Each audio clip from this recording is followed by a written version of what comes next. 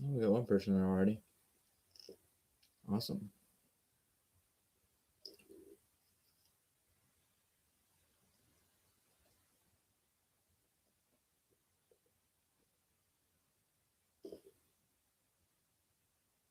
This is gonna be a weird angle to get used to.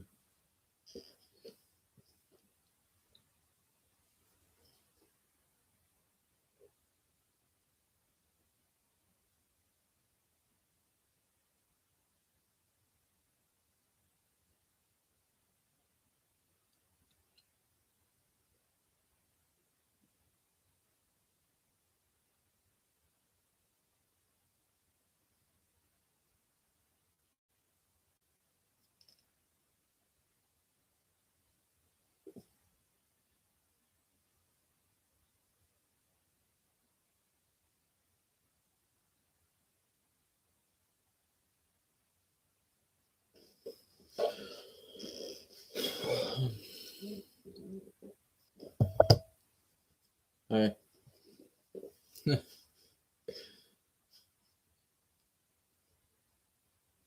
Try to share the link right now. Oh, I forgot to set it up again. You can set it up so it'll automatically go into your playlists.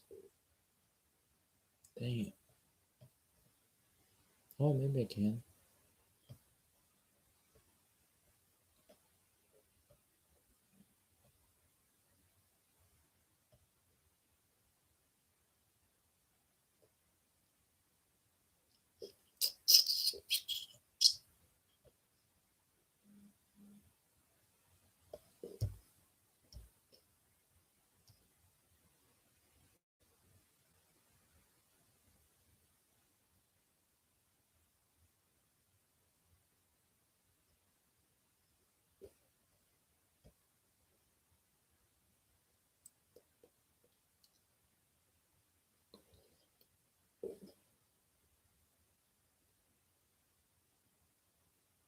Hey, it did.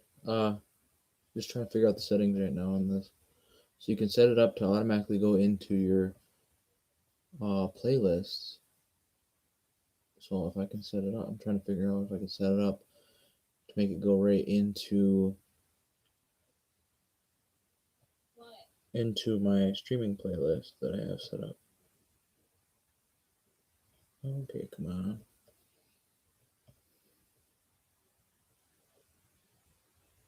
This is gonna be a weird angle to get used to now because I'm used to streaming like right here, and instead I'm over here now. Oh, I got 3 people coming in. Sweet. Well, besides Keeleen and you.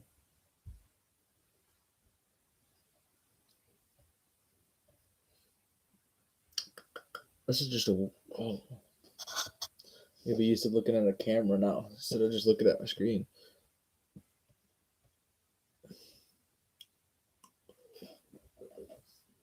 Oh, you can put tags and stuff on videos? Sweet.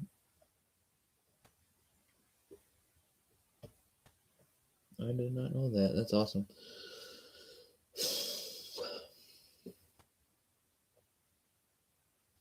Should have set something up to go on the TV or something because it's like right there. It's perfect, but due time.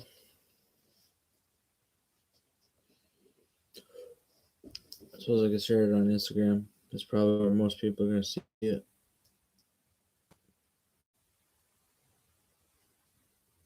Sweet, we got 4 people.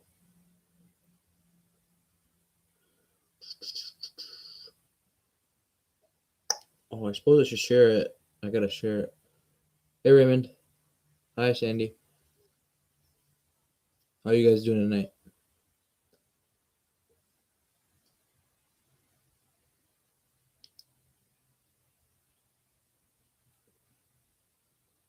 Just trying to get my link out right now. Oh wow, we already got people coming in. Decent. That's cool. It's actually I'm a little bit early tonight too. Maybe that's a better thing. Maybe I should start doing this more often earlier.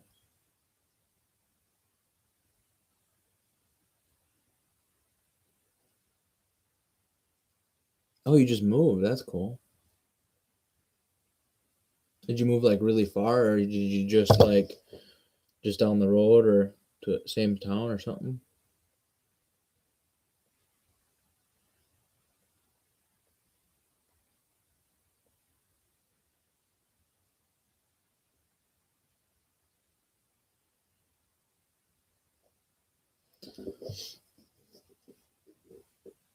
Closer to work, same city. Oh, that's always fun.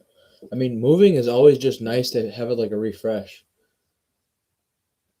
Right? It seems to be nice. Like just to be able to have a different routine ever so often is just nice. So even if you're like in the same city, it's nice to just refresh the routine. So I actually got a new camera set up. So now my camera is over here. It used to be like right here on my screen. I can't see it. What am I thinking? It used to be so I could look right at my screen, and now it's like right here. So it's like kind of like confusing me. Moving sucks. I've moved 3 times in 3 years. Okay, okay. When you move that often, yes, it I would imagine it sucks. But like I haven't moved. I should move eventually here, but uh moving like from house to a different house is, I don't know, I've always thought it seemed interesting. Plus I moved the business. I mean, at least you know how to like pack your stuff like the right way. Like you never have any issues with packing, and I'm sure you have plenty of boxes and stuff to pack with. Unless you just use a truck. That's always an option.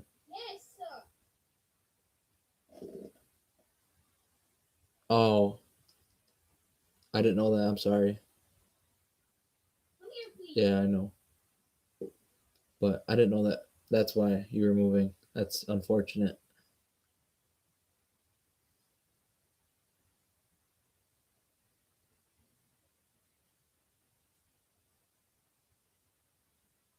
And wait, oh wait, don't you have the candy shop too? I think that's what my dad was telling me last night. You have you don't you have? Isn't that the person that the one that owns the candy shop? How I don't know. I guess I don't understand how that. I don't know how the candy shop stuff works. I've always seen it on like internet and ads and stuff like that, but I don't know. But, oh, this is still so confusing. So there's a camera right here, not there. It's okay. I'll get through life. I always do. Yes, I have a cake shop. Oh, cake shop. That's what it was. I thought it was something like that. That's really cool. I've always wanted to own like my own business. I don't really do good with a boss. I found that out when I worked at the grocery store. When I have people like constantly like over my back, it's not that much fun. But when you, I've always wanted to have like my own business of some sort. But Cake Empire, there you go. Wait, isn't it? It reminds me of something like from Wreck It Ralph, the Candyland or whatever it is, the Cake Castle in Wreck It Ralph, or the Candy Castle or whatever it was. Oh, and I definitely found out that this mic that I'm getting is I watched my stream last night, and the microphone is definitely gonna make a difference because I don't, everyone's saying the audio is great and it's fine, but like I watched the audio back last night and it was so poppy and just like, oh, it's so annoying. If you wear headphones, it's really annoying. Hey Rocco, great to see you come in again tonight. Custom cakes, yeah, that's really cool. That's actually really cool. We have a bakery that does it. Oh, I didn't even get a chance. I didn't even think about how do you. I don't know how you guys are inviting. I don't know how you guys are. How he invites people. Okay, keep Empire.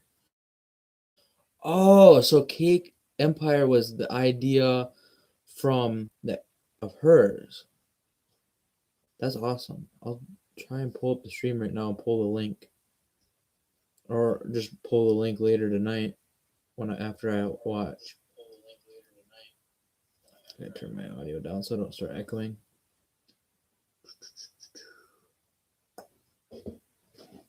It's magical. It's magical.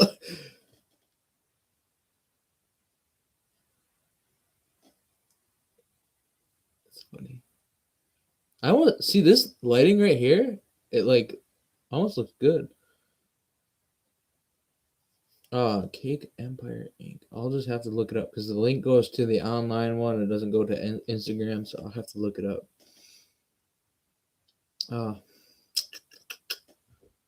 Cake. Oh, it actually comes right up. She must have a good amount of followers. Wow, 1,500.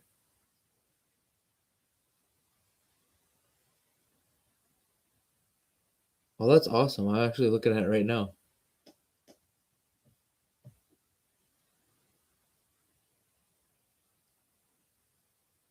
For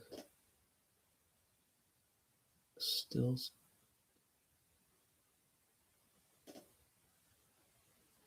Yeah, I'm looking at it right now. It looks really cool.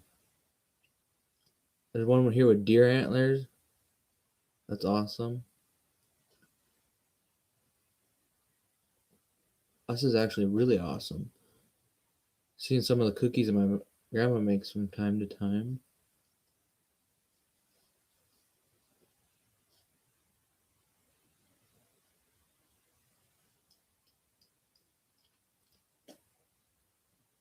Deer antlers.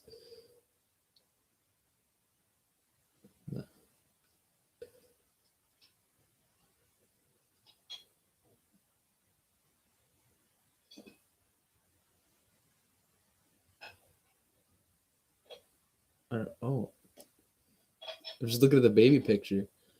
It's -3. Crap. Oh wow.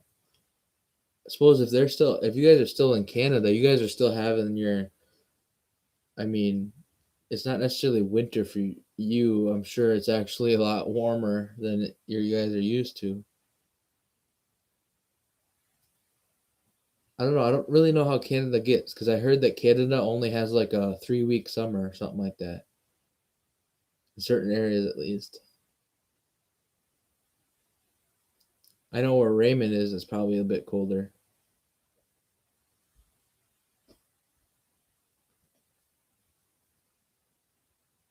I am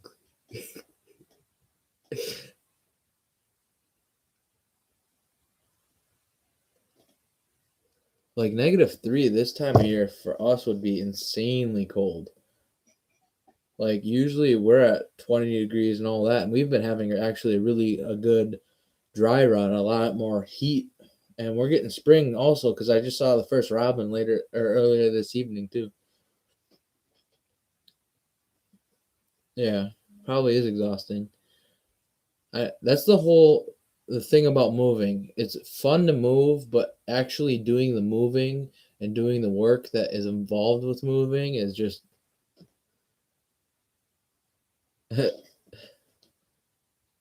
-10. Wow. For this time of year, -10 would like so we're from Wisconsin, but or northern Wisconsin, we generally get really cold weather for the states, and amongst the coldest of them.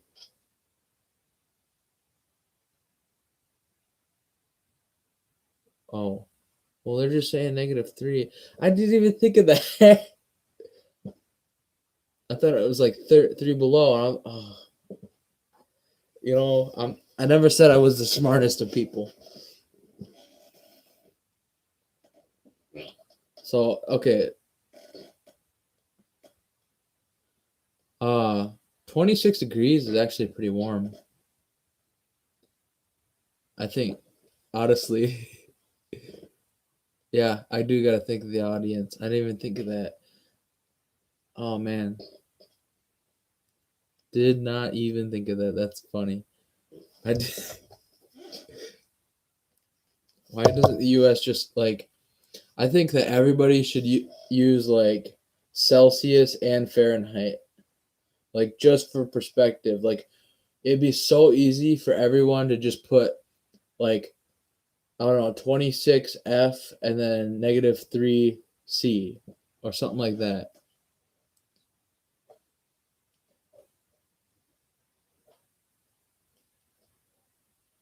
Okay, yeah. But honestly, for Wisconsin, 26 degrees or like compared to we had like 50 below this year, it's definitely warmer than it was. It's like that's a decent like distance.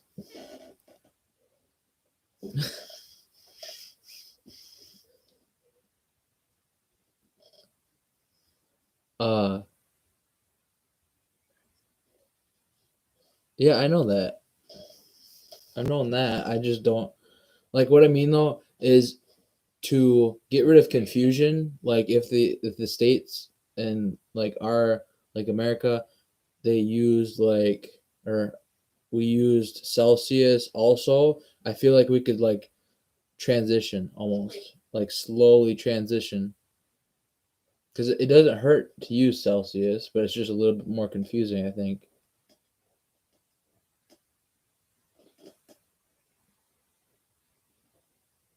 But I think what actually matters is the fact that we all know it's just cold. It's just cold. That's all we need to know. Is it cold or if it's warm or if it's hot or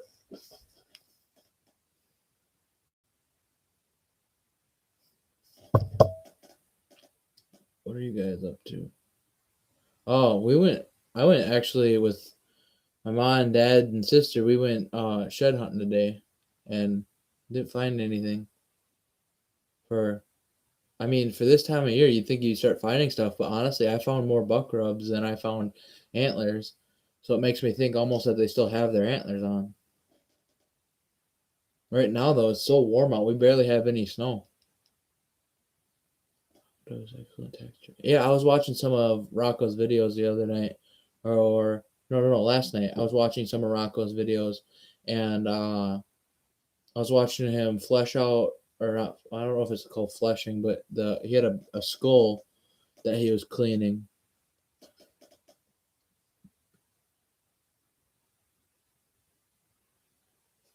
Did you? Oh no, I didn't video. I didn't even. Okay, so like I didn't really know if we were gonna find anything, so I didn't video because it was just like if I actually found something, then I would start videoing. I don't understand. I'd feel weird making a video of doing something and then not actually finding something. So I don't know. I don't think the video if the video doesn't go anywhere, I generally won't video it because it's just like I don't know. It feels weird. It seems weird. It seems pointless almost.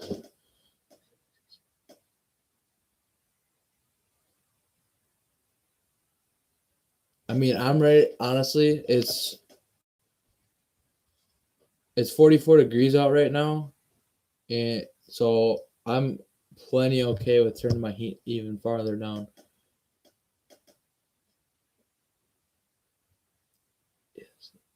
A bear rug. See, my dad. Wait. Oh, Kyle's in here. Oh, sweet. Scott's a fisherman. Uh, I just seen your video on your crappie, the crappie fishing you were doing, or maybe it wasn't a video yet. Maybe it was just over Snapchat. You guys are slaying the crappies. Weeks. Going back to another taxidermy school for another diploma. Another diploma. I didn't know you could get diplomas in taxidermy. Sandy, I have a bear rug, a fireplace, and you got a percent. There's no care.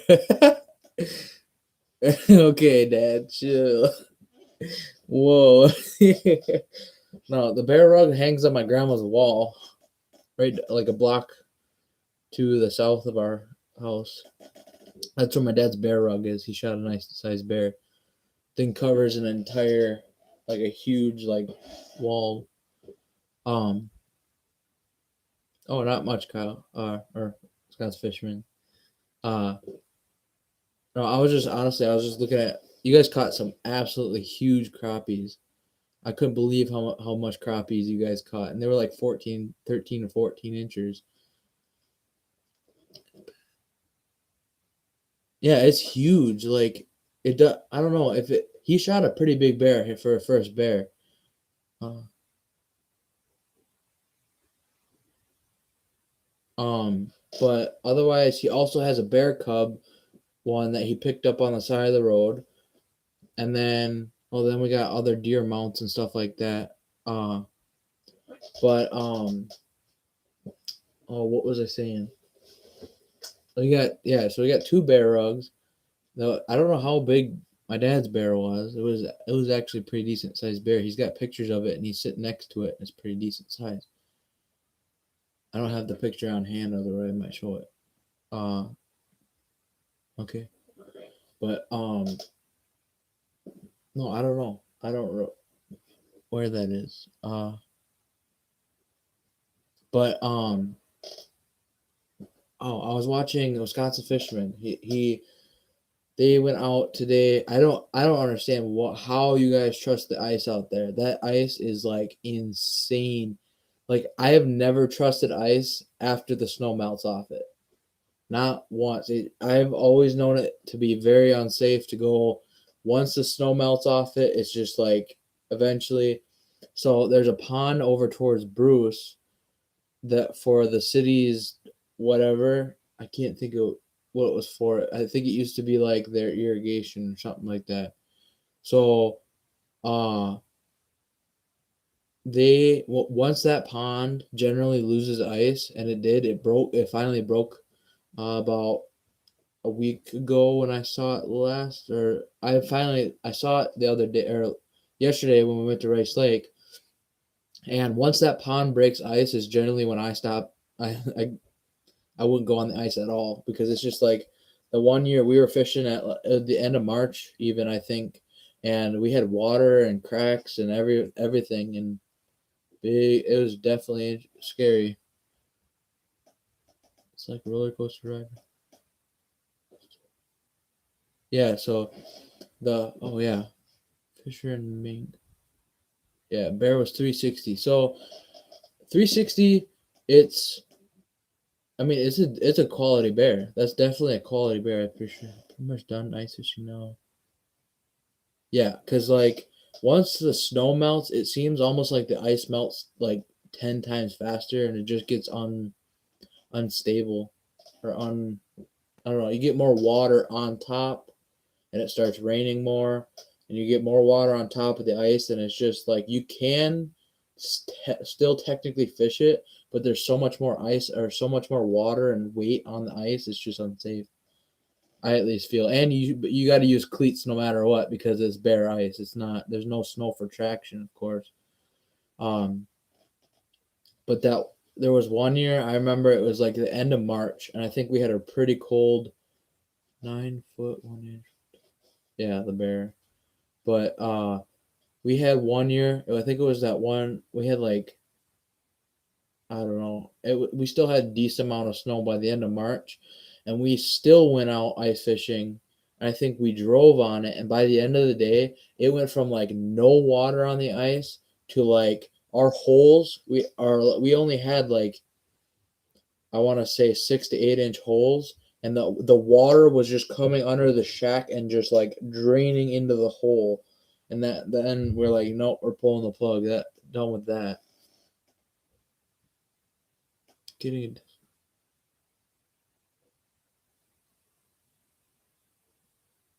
oh.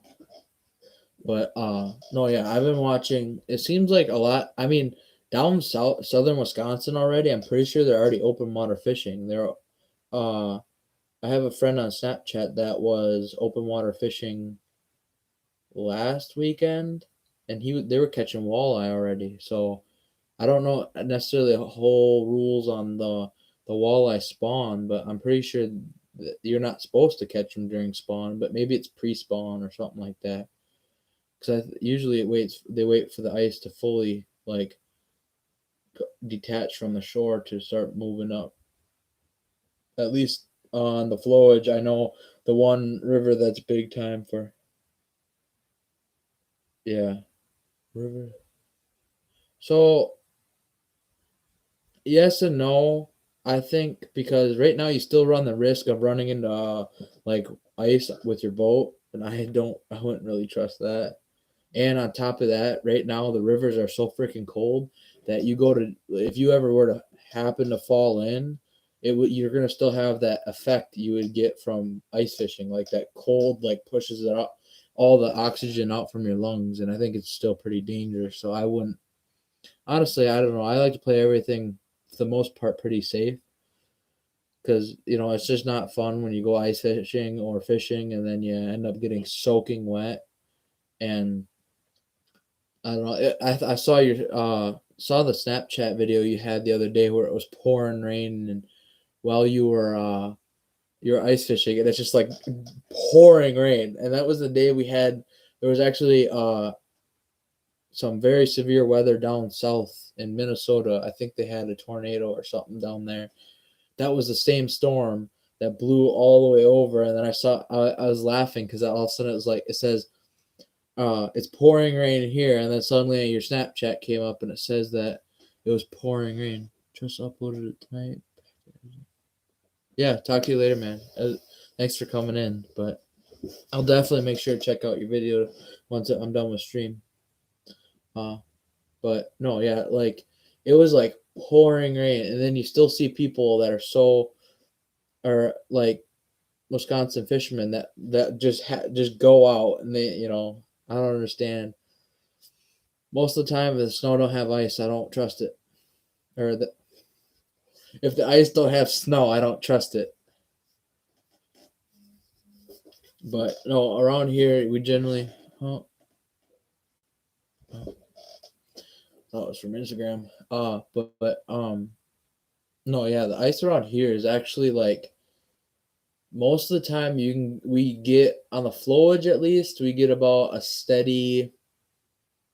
I'd say 2 foot at the max. Sometimes on a really cold winter you'll get more, but otherwise, on most lakes you'll get about a foot to a foot and a half, sometimes 2 feet, depending on it. It really depends on how cold it is. So it can go from one lake you'll have 2 foot of snow, and then on a different lake you'll have a foot and a half, and then some lakes.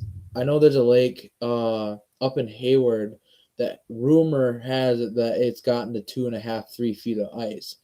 I've never actually seen like that much ice, and generally at about 2 foot of ice, it already is almost maxing out the auger. But 550, that's a nice sized bear. That's a big bear. Was it a sow or was it uh oh, so yeah, like crazy years. I know we've actually had like a lot of ice, but there was the one year I remember we were actually like completely bottom, almost like I think the bottom of the auger was like that far from the ice when it finally broke through, and then you still had to like really really auger it out just to get all the way punched through. That was a crazy year. That was like the most. And I remember, I think 2 years ago, me and my best friend Spencer, we went out on the flowage and hand augered through 2 feet or hand augered through 2 foot of ice. And that, I tell you what, you ever want a really steady workout plan, just take a hand auger to 2 foot of ice. And after about 5 holes, you'll have about 2,000 calories burned off. Honestly, it's so ridiculous how it's just. It was not a fun day, especially because we didn't catch anything. After walking a mile onto the lake, because it's a big lake. It was about a mile out, or maybe it was a half mile, 3/4 of a mile out, and then hand augering through 2.5, 2 foot of ice, and then catching absolutely nothing. And it makes you really reconsider wanting to go fishing. That day was hard. The wind was like crazy, and for you to, yeah. Uh, I guess I don't know. I'm interested in bear hunting, but we bear pulling a tag for bear hunting around in Wisconsin is kind of difficult. You don't really people pull them like locally all the time, but the odds of pulling bear tags is a little bit more uncommon than most people think. So where most of the time when a bear dog crew gets together, they'll get like 30 people, or most of the time they'll actually try to like take you, or I don't know how it works. So if you're hunting in a pack, I'm pretty sure you are allowed to use tags to or fill your tags throughout the pack with dogs.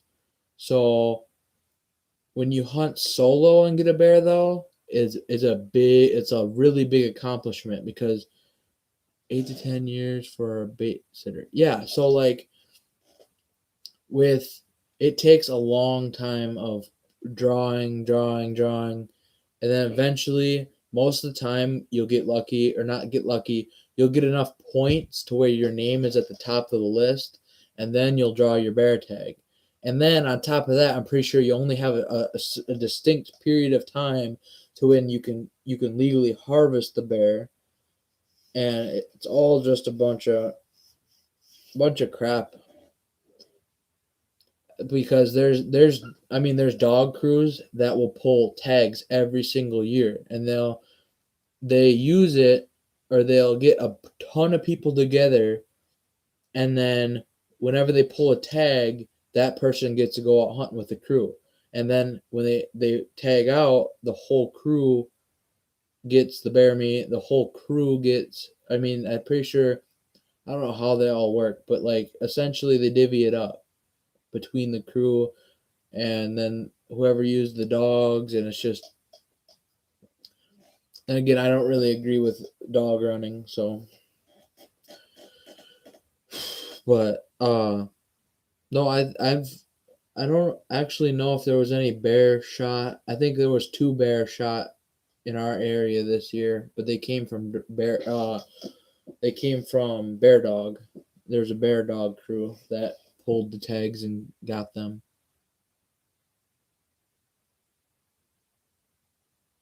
Oh, I suppose you guys got moose tags. I suppose you're from Canada, so it's you guys got moose up there. We don't. I don't think we've ever had moose here.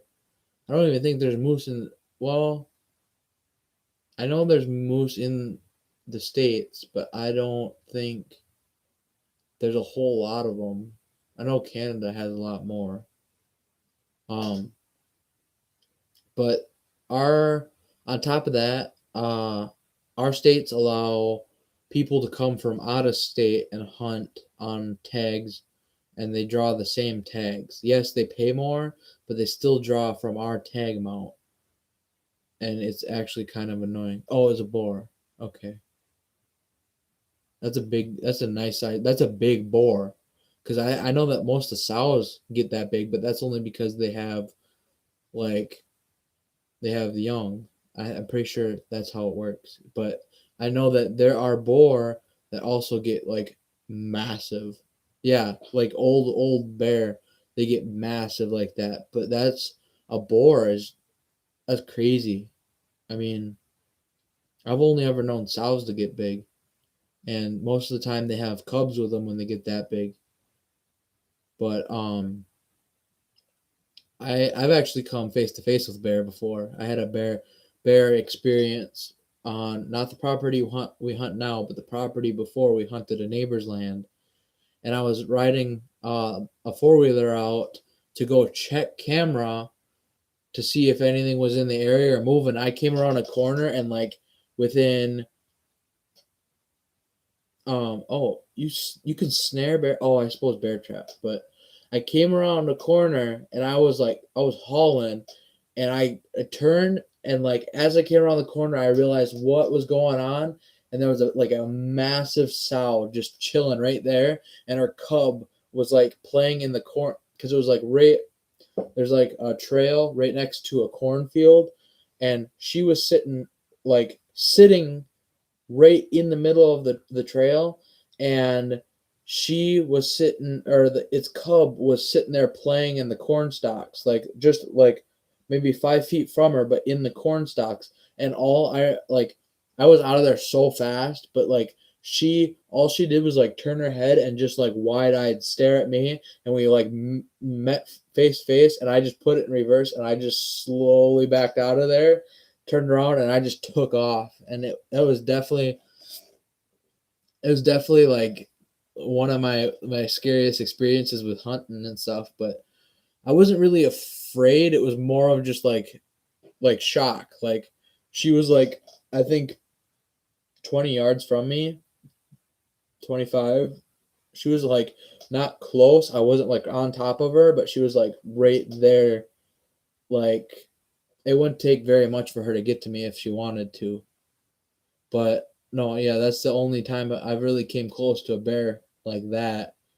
Um, I think I've seen one bear while bow hunting, but it was like 50 yards, 100 yards away. It never actually came close. So, but otherwise, I got trail camera of bear all the time. Um, but yeah, no, for bait sitting, for bear around here, I know that basically, I don't really know if there's any rules on it. I know you can put literally just about anything to bait for them, between like loaves of bread and oil and cookies and all that stuff. I know that there's a lot of guys that do that around here. Um, they take like cooking oil and stuff like that. Um,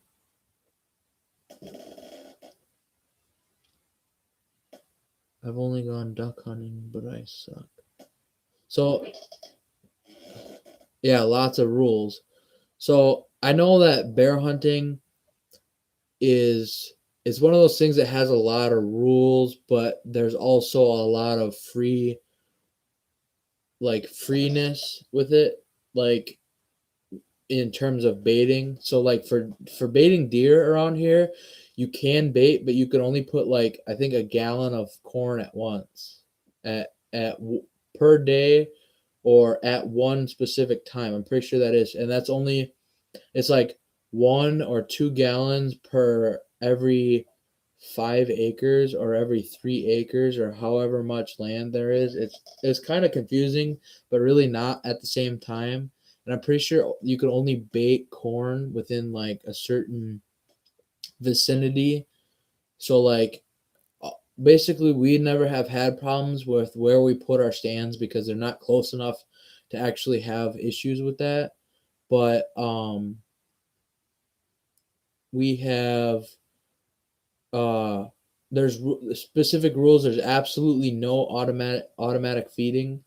But see, I know that down in Texas there's no rules on how much you can feed. There's no rules on automatic feeding, and uh like so we actually have really like pretty strict rules around here for that stuff. I know it's actually a pretty decent fine for overfeeding or having issues with feeding. I know that because the DNR around here is they're sort of that you never really have to worry about them as long as you're following the rules. And but when you do end up get caught, when you do caught, oh, when you do end up getting caught breaking rules, or when people end up getting caught, it's actually a pretty severe thing. Like first offense fines are actually pretty steep here. So yes, but oh, I don't know, bear cake tops. So I know around here, um, I know people around here they just take like donuts and cookies and crap like that. I don't necessarily know if you're allowed to do that or what, but I'm pretty sure you're able to. Otherwise, there's a guy. I don't know if he's still there, but he used to live down the road that sold bear bait for a long time. I don't know necessarily what you use for bear bait because I don't bear hunt, but there's a bear emoji. I didn't know that. I don't use emojis like that very often, but it's funny. Man, I can't wait to get my microphone for this though. It's gonna sound so much better, honestly. Uh, like I was saying last night though, I checked the audio, I watched the stream back, and modified the moderator list and all that stuff.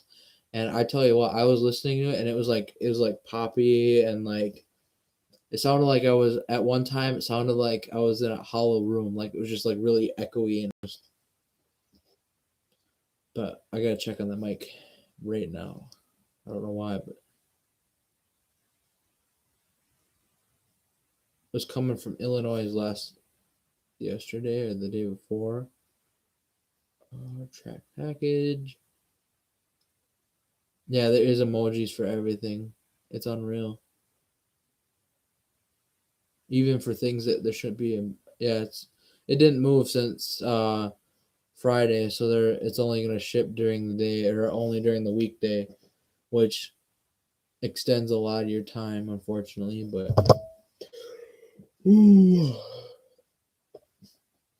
But bear is different. I don't know. I know there was actually some pretty decent or pretty big bear shot around here. I've known. I don't know really what the numbers are for the biggest bears, but I know there was one hit by a combine not too long ago that was a monster. I don't understand. I don't even know what you could do in that situation or with seeing bears because I could only imagine how the rush is for bear, considering I've seen just deer in the tree stand that make me shake really bad. So seeing a bear, something that can climb the tree and get at you, it's a probably a complete different situation compared to a deer that all it's going to do is look at you and run away.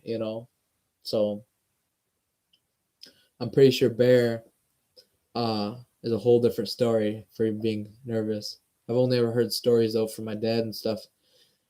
Uh, but I know, so when I'm deer hunting, I don't get the jitters right away. I don't get the shakiness, or I don't get the adrenaline rush until after I already shoot.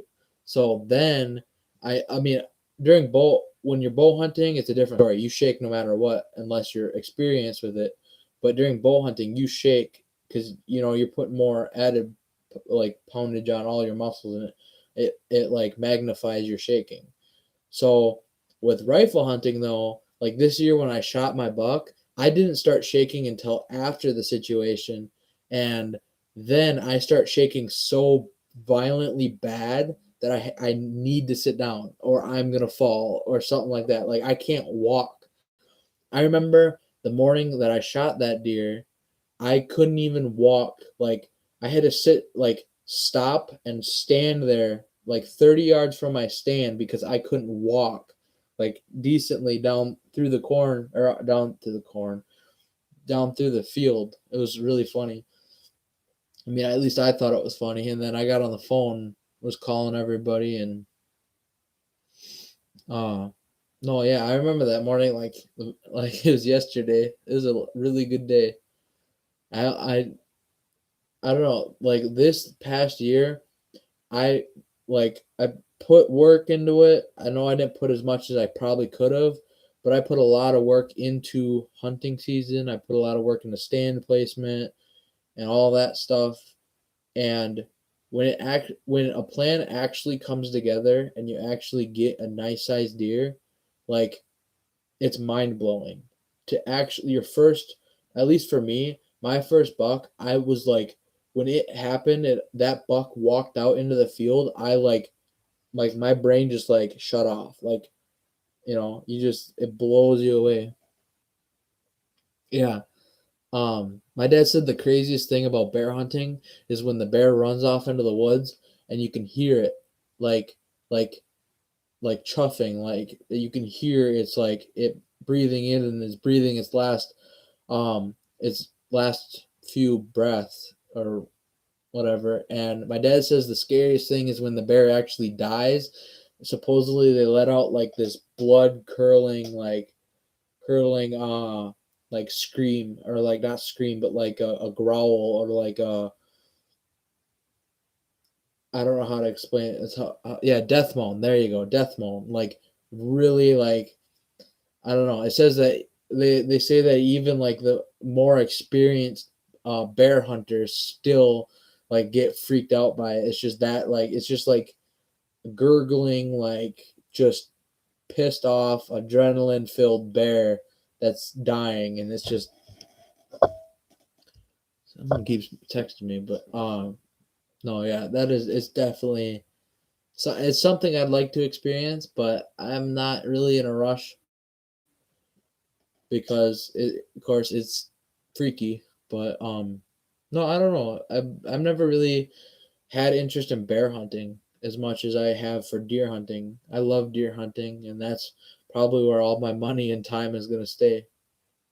Yeah, honestly, like I'm pretty sure I would be just as terrified too, because like I don't know, like I've always known um bear to already be like menacing and stuff, but I yeah, it's undescribable. Like that's what my dad was saying. Is the first time they he couldn't, like he had to wait until my grandpa came out to get him on the four-wheeler because he couldn't even get out of the tree stand. That's how like shaken he was. That's funny.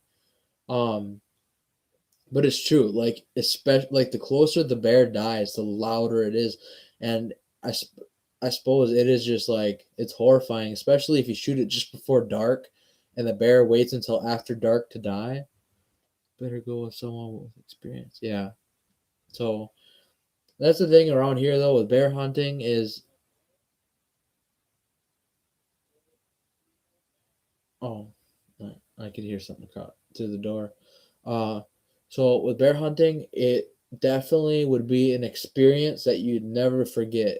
But I guess I've only ever heard. I guess one time I we actually came up on a bear that got hit by uh, a car and was still alive, but it never really growled or like anything. It just sat there. It laid there and was just like breathing in, and you could see it like breathing and all moving. And it didn't let out a death growl. It just stopped breathing, and it just laid there.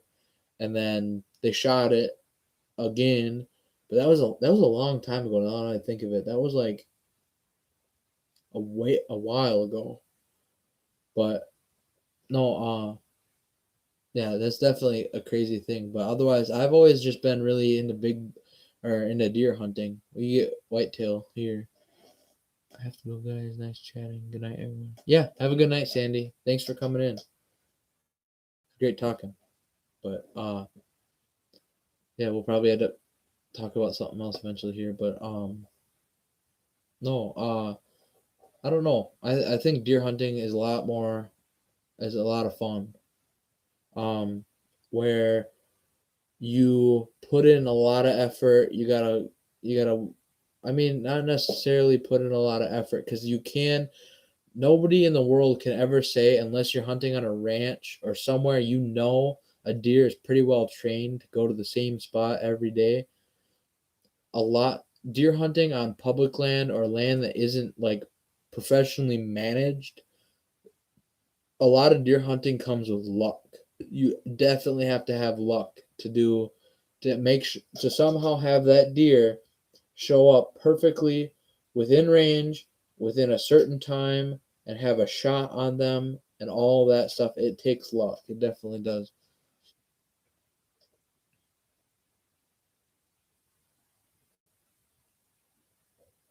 Hmm. Oh, I just read the I just read the chat. Oh, but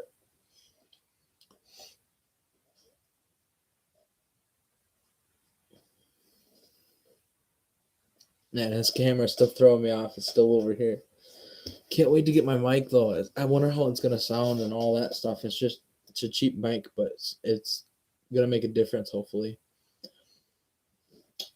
But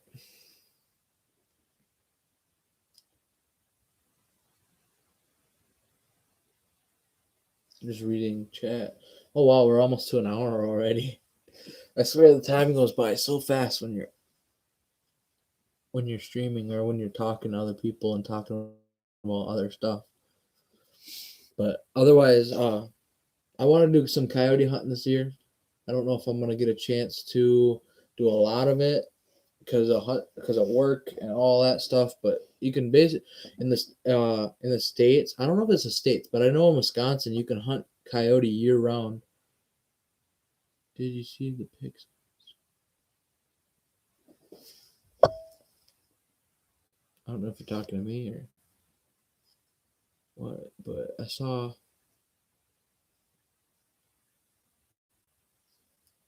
that you followed me, Raymond. I don't know if I saw any pictures though. Uh, see if I can pull up your page.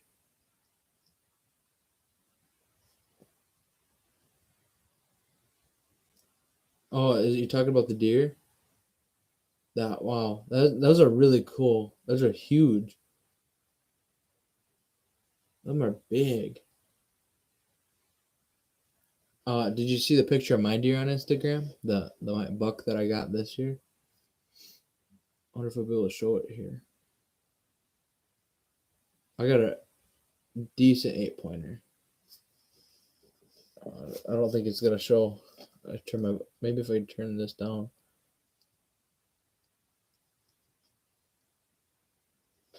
Oh, I can see it. That's a pretty nice. I don't know. I can't. Maybe that's a better picture. Nice size 8 pointer. 18.5 inch spread. And I tell you what, oh, I suppose you can't really see it, but I tell you what, it's all fun. Hunting big deer and all that stuff is a lot of fun until you get that taxidermy bill.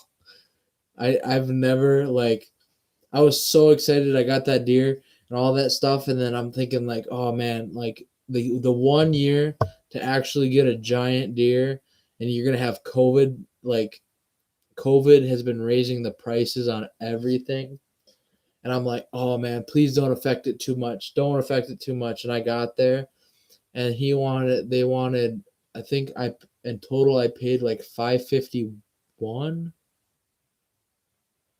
I think it was like 551 or 553 or something because it had tags on it, but they wanted 550, and we brought it in and it wasn't frozen, so it he deducted time. He would say it wouldn't take as long to get in the head, and I don't know. I didn't. So when I first shot my deer, I thought it was huge, but I have never shot in a big deer, so I thought it was actually small. And then when my grandpa and dad showed up, and they're like all of a sudden they're looking at it, and they're like, "Wow, that's actually like decent. That's a big deer." And I don't think I really got a gist of how big it actually was until we were sitting at the taxidermy place, and I'm looking at my deer, and then I'm looking at all the deer on the wall, and they're like, or I'm just sitting there thinking, I'm like, oh, is it big? Is it not? I look and I'm looking. And honestly, I'm pretty sure my deer was like a pretty big, like nice sized deer. I ain't gonna know for sure, but I'll definitely try to show it on YouTube when I get it back. Should be getting it back. That's not a bad price, but like considering the normal price is about 4 to 4.25 to 450 most of the time for taxidermy. It's not a bad price, of course. It's not extremely expensive, but it's also like I don't know. The guy we took it to is a very quality taxidermist, so it's almost worth it to get to. Like I showed up there, I had all the cash I needed. I wasn't gonna um, thanks Rocco, but uh I showed up with all the money. It wasn't like I wasn't gonna take it to him because he's a really good taxidermist. It was just more like the pain of taking that lump sum of money, and I didn't have to pay for it all that day, but I preferred to do it that way just so that, when you come around to finally paying that final bill, it's not so much as a hassle. Yeah, 1,500. That's a wow, that's a crazy amount. So I think my dad said his bear rug was like 1,200 or something like that. I don't know. That took a while to get his bear rug back, but we've done head mounts through this taxidermist before. He does really quality work. Like, I know he was telling us how people bring deer mounts all the way out from California just to get them done by him, or have brought them, or from Utah and all these places, and they specifically request that he does it. 500 is nothing. People charge 1,200 here. Yeah. So I suppose you get a lot more in Canada. With you guys probably get a lot more people wanting deer mounts and stuff because you guys get more that what do they do up there? They do like guided hunts and stuff up there, I think. You get a lot more. $10 an inch. Wow.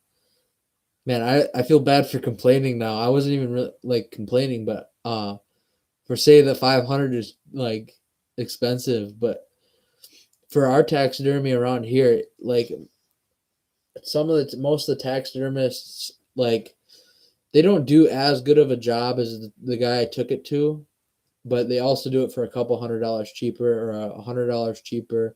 I think the one guy I was looking at online he wanted like 410 or 420 for it or something like that, and then but Gunners wanted, and I of course I was going to Gunners, or the guy, yeah, Gunners Gunners Taxidermy is what it's called, but he does really good work, and he's done just about all the taxes. I don't know if he did my dad's bear rug.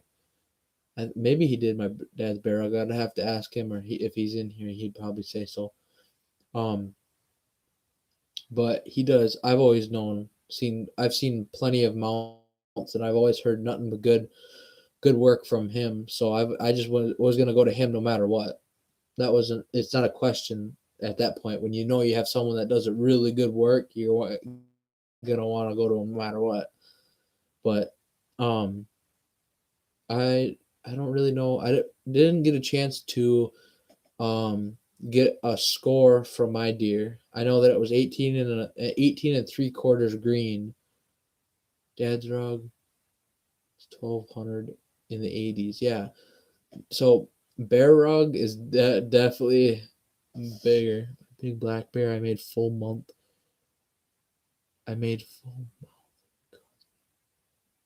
Wow. That's a holy crap. Wow. $6,000 for a bear rug. Or wait, not bear rug. Or maybe it was bear rug, full mouth.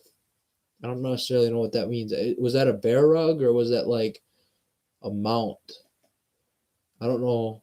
I'm assuming it's like a mount, because he got his done with the head and everything still on it. And it was just like the mouth and open and stuff, like full. Pretty sure that's what you mean by full mouth. Maybe it's different. Um, I don't really know a whole lot about the mounting stuff. I've always ever had dealt with mounting fish, and I know mounting fish around here is actually pretty cheap, or getting full body mount. Actually, wow, full body. Okay, that's the difference. So a full body mount around here definitely costs a lot more than what I mean. I'm talking like shoulder mount. I got my deer shoulder mounted at my price, or the 500 or 550. I think it was like 556.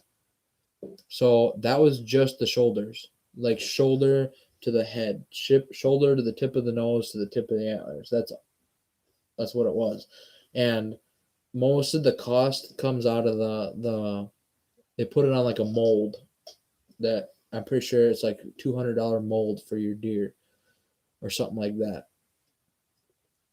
I think it was 200. Maybe it's only 100 or something, but yeah, it's pretty expensive. But that's where I'm pretty sure you get more expensive with your full body mount. Is you got to order, and that's a lot of custom work and sewing and everything. If you can like, as long as you get a really good mount out of it, that's the price, it doesn't even really matter. Yeah, full body mount. That's crazy. Cause I was talking like just straight shoulders. Like full body mounts around here definitely go for a lot more than what I got. But I only care for the shoulder mount. Oh, I just hit an hour, sweet.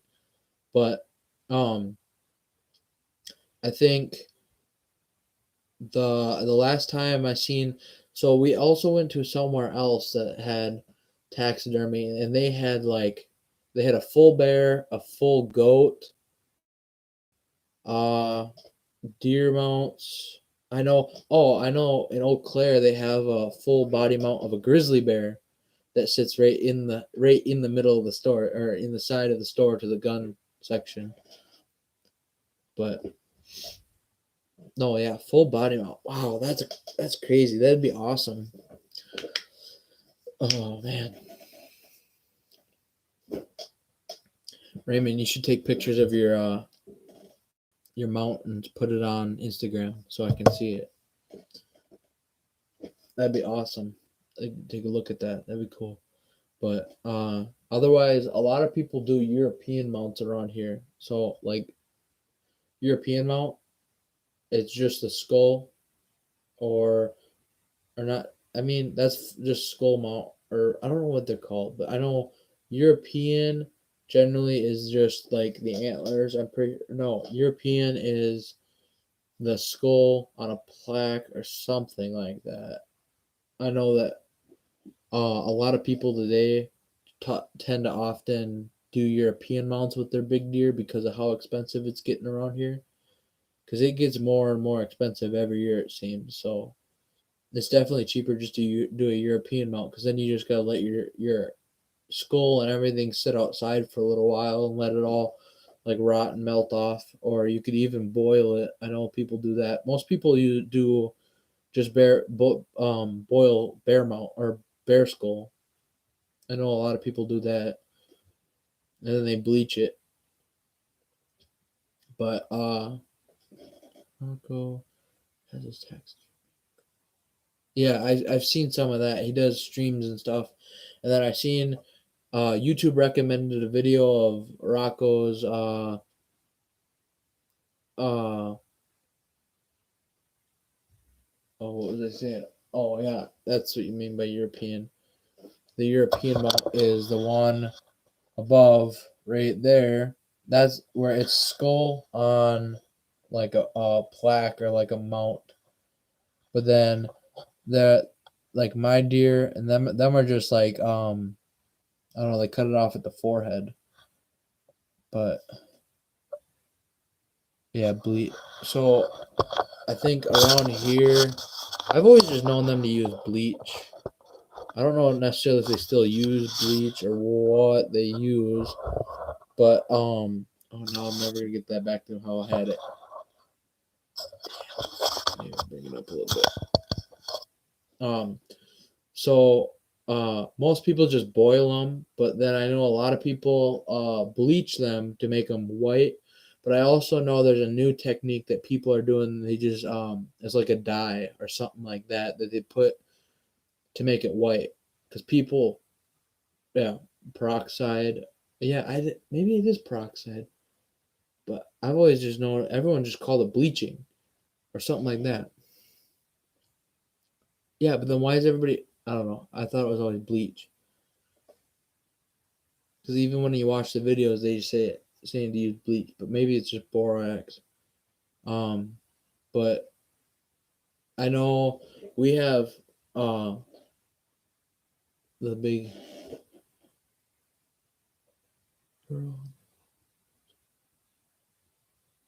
antler mount. That's what it meant. Okay.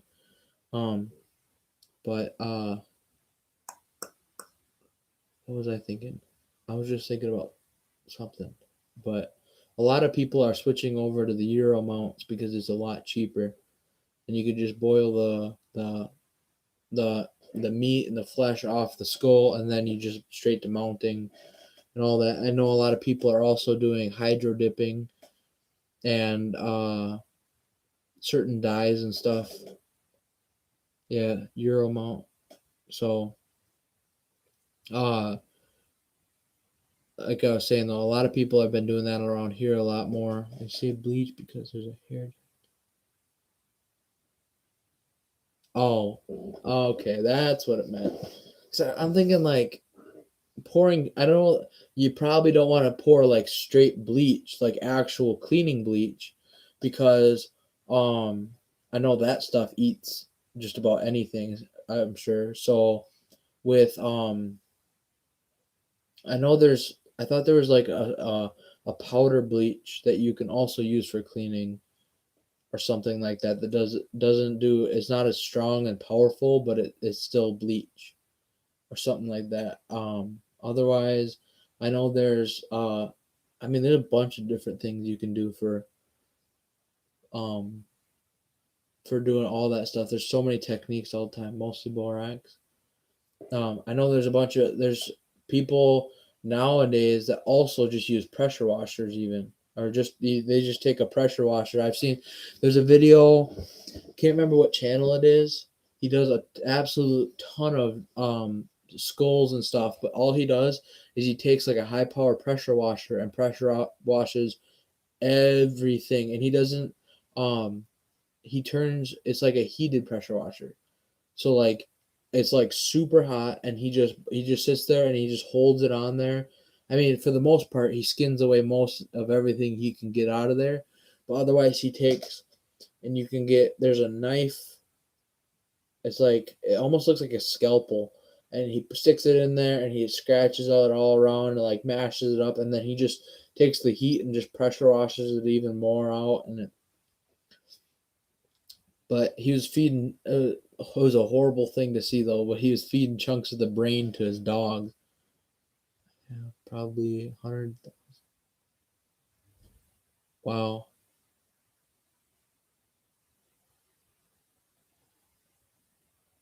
$100,000 worth trophy. That's crazy. That's insane. That's a lot of money. I think the most we don't have anything near that. That's like a house. That's a lot of freaking money for trophies. That's crazy. But I almost wonder if there's a like a really bad delay on the stream because it seems like um I don't know, like most of the time I don't know if it's what's necessarily going on, but it seems like there's a really big delay between when I say something and when people start talking about it. Yeah, that's crazy, crazy amount of money to put on some mounts. That's insane. But if it's a passion, it's worth the money. See if I don't know if Rocco. I'm pretty sure Rocco followed me on here, so maybe take a look at. Um, I was gonna take a look at his. Yeah, right here. Oh, okay. Yeah, I saw this earlier. You shooting just about anything. I seen the pigs on here, and I seen um the fish. The fish on Rocco's page is pretty cool. Man, there's a lot of stuff here. The deer mounts, the antler mounts. There's a black bear, the fox. That's cool. These are really cool. Wow. Oh, the deer mount with wolves. I never actually, or maybe those are. I don't know if those are. They look like wolves. Yeah, I think they're wolves, but I've never actually seen a wolf mount before. I've always only ever seen yeah, exotics, but um I've only ever seen like wolf skins. I've only ever seen like coyote skins. I think maybe coyotes have been mounted like full body, but they're so common anymore. Like most people only ever use them as props for other mounts. So I know there was one mount I seen somewhere through, I think it was at a store somewhere, where there was like three coyotes mounted together as like a pack. It was really cool. And then um like I was saying earlier though, the fishing mounts around here are big time. A lot of people mount their fish. So um at the mall in Eau Claire, they have, maybe it was Eau Claire, maybe it was Hayward. I know Hayward is a big one. We have the fishing Hall of Fame in Hayward here, so, or for the states at least, or something. But the world record, there's some world record fish that are there, world record fish mounts and stuff. That's pretty cool. It's fun to go up there in the summer. Hey, fishing trucker, thanks for coming in, man. Nice to talk. Nice to see you. Anybody come down? Yeah, Crocodile's world class mounts are very realistic. Yeah, very realistic. I see. Was looking through his Instagram and it's all, there's a bunch of. Oh, his name is Jeff. Trucker here. Okay. Um, I was looking through his Instagram and saw a bunch of his fish mounts and um a lot of his fishing stuff and his mounts and all that stuff. But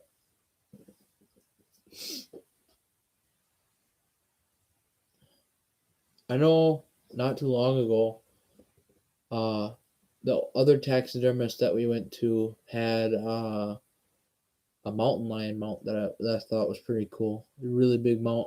And a lot of those places, it's really funny because if people don't come back for their mounts, so they just put them up on the wall or stuff like that. Like people will end up paying money or paying a down payment to get their mounts done and then never come back for them. So instead of getting rid of them, which I'm sure they do, I'm sure they sell some of them, but this one guy, it was at, I almost wonder if it was at his house or something. I don't remember. It was when I was like fairly young. We went and he had an entire like wall of mounts that were his, and there were some that were his friends, and other mounts that no people don't come back for and stuff like that. And it's really cool. Oh, I suppose that fishing trucker. I don't know. I don't know if I subscribed to you yet.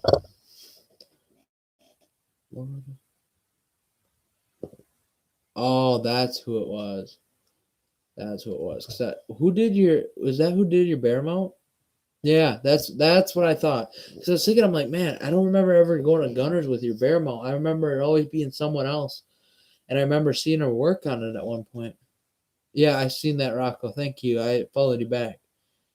Cabela's and Bass Pro Shop have full body mount bull moose. That's crazy too. Yeah, I've seen those. Yeah, I did. I followed you back. Here, I'll show you. I literally, because I seen that it was like last night you followed me, and I went right and followed. Not much.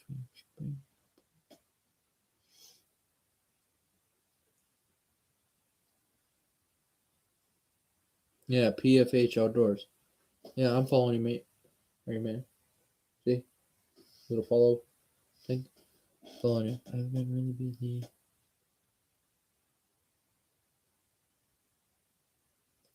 Busy. I need to sell my house and moving out. A crazy busy life. Yeah, that is crazy. Oh man, this is really cool though. Seeing all their stuff. So, oh wow, you have Vertex on your thing. I've been. Oh, how can you follow? What? Oh, I didn't see that. I didn't even see his link there. I gotta bring the video up every time I gotta follow someone. Because if I leave it going, then my computer starts lagging. Oh, fishing trucker. Okay, cool.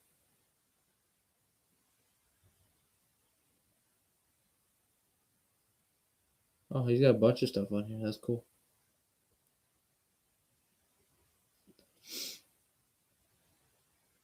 Jeff. Okay, good to know. I'll probably turn my phone off also. And YouTube is doing this thing again where it's starting to mess with the count for people in the this thing because it just jumped up to like 16 and then came back down to 3. I'm not even kidding. It was at 16 for like 5 seconds, and then now it refreshed. Now it's coming back up. It went down to like 3, and now it's coming back up slowly. But I don't know. YouTube is kind of wonky with that whole thing. Hour and 15 minutes already. Wow. I think I'm actually gonna go get a bottle of water. I'll be right back.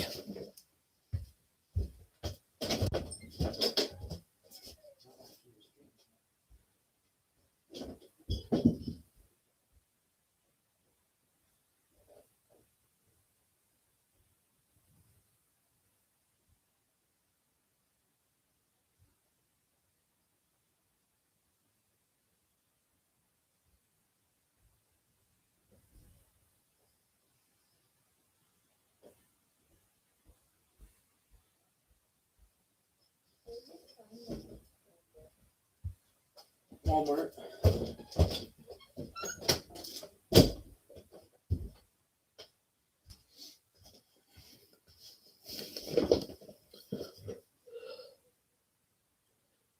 I am? I didn't even know. Yeah, for sure. That's awesome. I didn't even know. Oh, I'm at 41. Okay. I didn't even know if it changed or not. Because last night, it was up. Yeah, I got one more than earlier. I got one subscriber more. So that'd be awesome if people come in. Definitely thankful for all the support already. Like right off the bat, this is the 4th stream I've ever done tonight, and then last night, and the night before, and the night before that. I plan to hopefully stream as much as I possibly can. You know, it's kind of hard though because I'm gonna be getting home from work at like 9. 8 or 9 is usually when I get home from work. Then you got time to eat, time to take showers, or a shower, and all that stuff. So hopefully I'll be able to stream after. But it's like, anybody wants to come to Africa hunting, just DM me and give you all. Yeah, that's cool.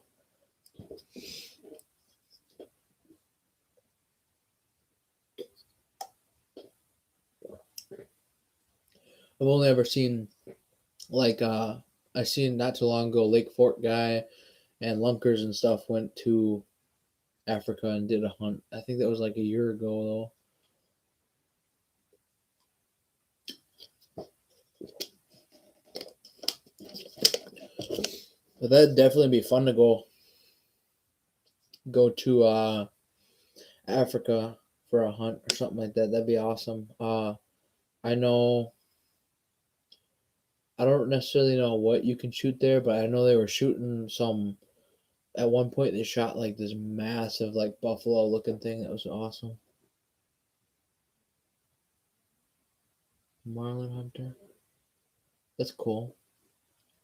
See, right now it shows oh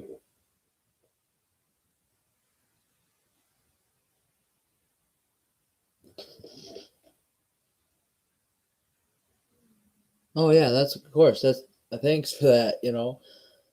That's great. Either way, I'm mostly just streaming to hang out and stuff. It's great to actually with the COVID and stuff, I got to a point where like there was little to no like outside world communication, and it kind of got dreadful for a while there because it seemed like, I mean, there would be days where I'd only talk to a maximum of like 5 people, 5 different people, and that's including my parents and my sister, my grandparents.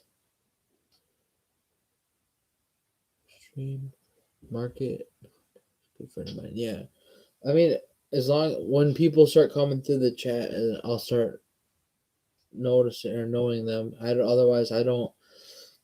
My dad talks about some of those people, but I don't really know who they are quite yet. It's only been a couple days of streaming, so anything that is cool. I was just watching a YouTube video on people shooting was it baboons or something? It's nice that Rockland's very big. Oh yeah, that's understandable. You got family. Why spend most of your time in a streamer if you got family? Especially they got stuff to do that's plenty more important. Priorities are big time. I'm doing streaming right now because we don't got a whole lot going on ever. I mean, we get days where we get pretty busy, but otherwise, for the most part, we don't, or I don't at least, don't get quite very busy. I have, right now I'm going through classes for um getting my CD here soon, hopefully this summer. Start practicing that, getting that going. Kind of late to it, but last year was when COVID hit, was right when I was supposed to be getting all my stuff. I was actually supposed to be headed to school right after high school, and then I was unfortunately part of that wave of kids that got stuck in the COVID graduation and ended up not even like really getting a graduation, and a lot of people didn't really go anywhere from my school. But hopefully I can start getting my stuff somewhat together now and getting my CDL. I don't know if I'll end up ever going back to that school because they're closed down until August now. Hey, Tubby Guy Outdoors. I'm pretty sure you've been in the stream before. I don't know your name yet. It's kind of going to be interesting learning everybody's name because people come in and they have their tag Wyatt. There it is. So people come in with their names and then they have different names that I'm supposed to know everybody by, and it's kind of confusing at first here.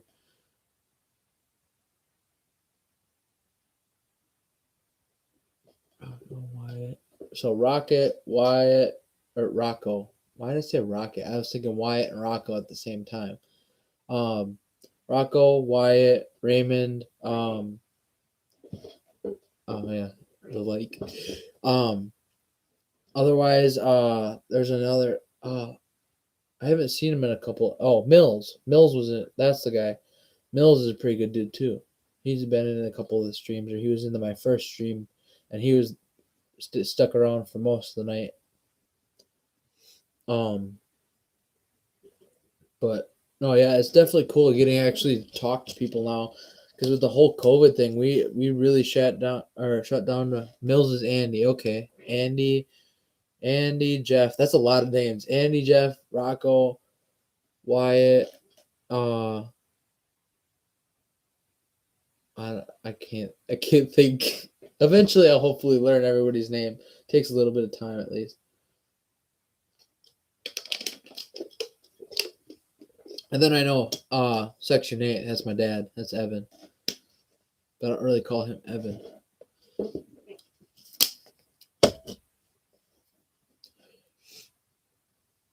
Honestly, Section 8 is a great name for YouTube at least and all that.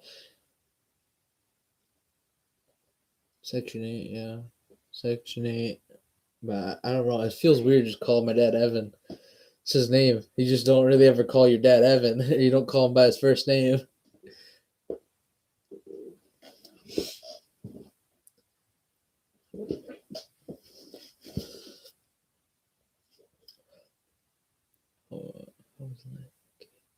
It's actually interesting reading through all. Then most of the time after I'm done with stream, I'll go through and read all the chats and stuff like that and see if I missed anything. That's what I've been doing the past 2 streams. But definitely interesting to meet the whole community. And my dad was talking about it, and it's great to actually have like my dad as he's actually like experienced or learned all this stuff. So yeah, I'm 41.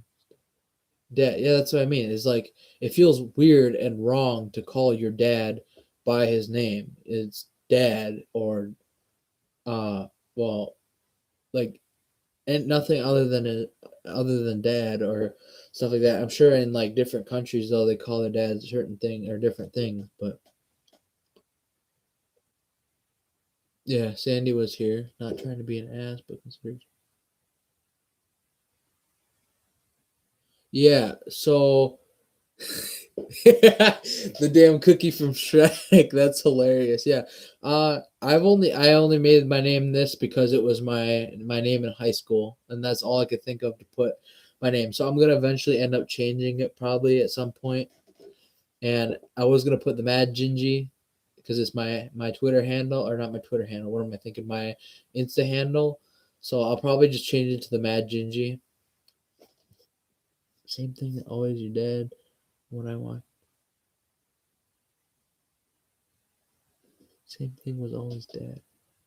Father. Yeah. Father. I don't think I've ever called my dad father. I mean, unless you're being like a smart ass and then you're like, yes, father, or something like that.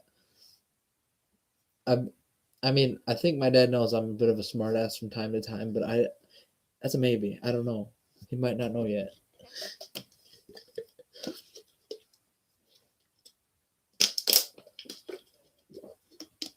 Almost gone for an hour and a half already.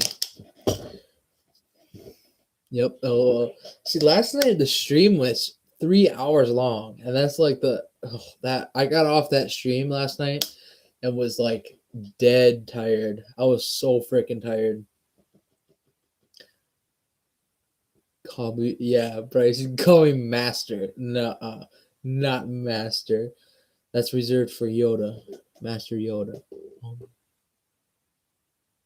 Yeah, okay. I know that's hard to find, and I've been having problems with the links even, so I'm gonna end up probably changing that. I can almost change it right now, but I don't know if it'll change because I'm on stream right now. I could almost try. No, definitely not. You're not seeming like an ass at all. I definitely got that more than once already. See,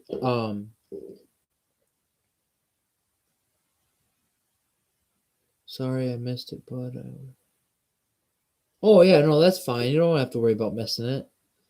We had so many people come in last night. I had 72 people come in, so I'm plenty happy about last night's stream. That's definitely fun. Like 72 people consistently coming through and seeing the stream, and at least just seeing like who I am is all that matters. Because that's, you definitely don't have to worry about coming through on a stream. That's definitely okay. Uh, as long you're here now, that's all that really matters. And uh, the that's awesome. So no, not at once. It was so I pull up the analytics, and I suppose maybe it was. I don't think it was all at once. I think the most people we had in here at once was 13, and um, but last night consistently it showed through the stream. It had by the end of the stream it had 72 views. So I'm pretty sure that by that it means that 72 people all throughout the night came through and looked at it. I don't know if that's necessarily how it works or what happened, but I had like 16 hours of 3 hours. It was a 3 hour stream, but I had like 16 hours of watch time because of all the people that were in at one time. Yeah, thanks, man. Yeah, I definitely thought it was kind of crazy, and I went until I think it was like 11:45, and then my sister came in complaining that yeah, it's definitely a good watch. A lot of watch time. I have like I don't really know how much watch time I have in, but I have the YouTube Studio. But otherwise, I went for about 3 hours, and I was gonna go later than that. Um, and then my sister came in and was complaining because I wouldn't go to bed, and she had church in the morning. Oh wow, I have 18 plus subscribers now. My watch time is at 22 and 131 views in the past. I don't know if that was the past day or what. But last night had 15 likes on the stream, so that's awesome. And this one's already at 7. Yeah, cat wasn't. Oh yeah. No, yeah, Raymond, you were here. She was like, "You need to go to bed now." And I'm like, "Nah, I don't really want to go to bed yet." She's like, "No, you're going to bed now." That was so funny. Um, but no, yeah, Amanda was here from A and K or something like that. Outdoors. I'm sure everyone knows who Amanda is. Most people do when going through this. But no, yeah, it was I think 3 hours, and I wasn't even expecting to go that long, but everybody was staying in, and I'm like, it's a Saturday night, why not just chill out on the stream? I ain't got anything really better to do. A and B outdoors. Okay, there you go. And then we were talking. I think we were talking about crayfish at one point. Talking about uh how crazy like Florida people are. The people from Florida or Florida man. We're talking about that for a while. And then, oh, I also heard that Texas actually got hit by a tornado today or yesterday or something. Texas had a tornado go through. Amanda was here. Yeah, Amanda was on, not tonight, last night. She was on, I mean, she was doing chores and stuff, but she was on for like almost the entire stream, I'd like to think. Like, if not the entire stream. Oh, of course, everybody knows who Amanda is. Yep. And then I think at one point it was me, my dad, Amanda, and Raymond for the longest time, and then I finally went to bed. And I tell you what, you wouldn't think, yeah, Amanda is cool or awesome, but she's really cool. But when I never thought it would be like, yeah, she's, oh yeah, so but like I was saying, I never thought like just staring and entertaining a camera full of people for 3 hours would really drain it. But I tell you what, I slept like a baby last night. I mean, I guess I laid there for a long time, but when I finally fell asleep, I was out cold. It was nice. So it definitely. I got off the stream and was talking to my dad, and I was so freaking sore because when you're standing here or sitting here and you're not really realizing how you're sitting in your chair, and suddenly you're hunched over for the majority of the stream. It's really like it really gets to you, and you know. But as long as now that I have that light off and I just have the big light up top, it doesn't make my eyes burn as bad. Uh, I had that the first night I had because I had the light facing like right at my face. Oh yeah, I was afraid of my sister. Yeah, no, she came in. She was mad and she was jumping up and down on my bed for a while there. Um, yeah, no, I was gonna go so much later too. I was looking at like 1 o'clock, 2 o'clock, and then Raymond tells me, "Oh, it's almost 2 o'clock here." I'm like, "Holy crap!" Couldn't believe that Raymond was up so freaking late last night. I mean, not extremely late, but watching stream. Yeah, but oh yeah, she came into my bed and she was terrorizing, and then finally she went to bed, and then I went to bed, and then I was up for a while still because I was taking care of. I do trying to figure out if I how to change or what I should change my logo to. I was wanting to change my logo.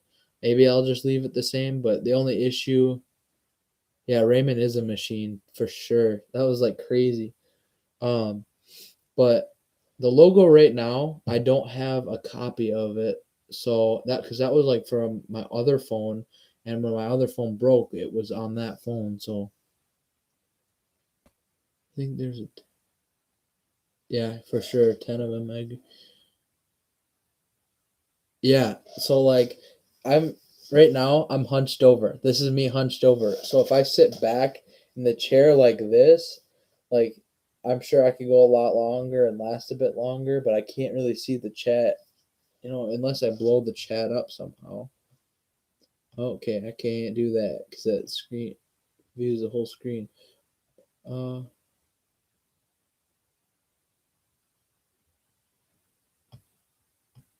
that doesn't do much. Unless that's a timestamp. Okay. Um, oh, it froze there for a second, but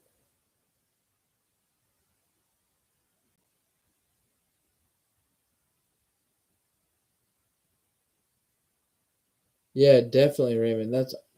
You're a great dude. Because last night it was like, well, like it was so late in the night, and then you're like one of the only people I was talking to. That was great. Great conversation. It's great. It's just a great feeling. You get off, and it's just a refreshing feeling when you've talked to a lot of great people or have had a really good conversation with multiple people like that.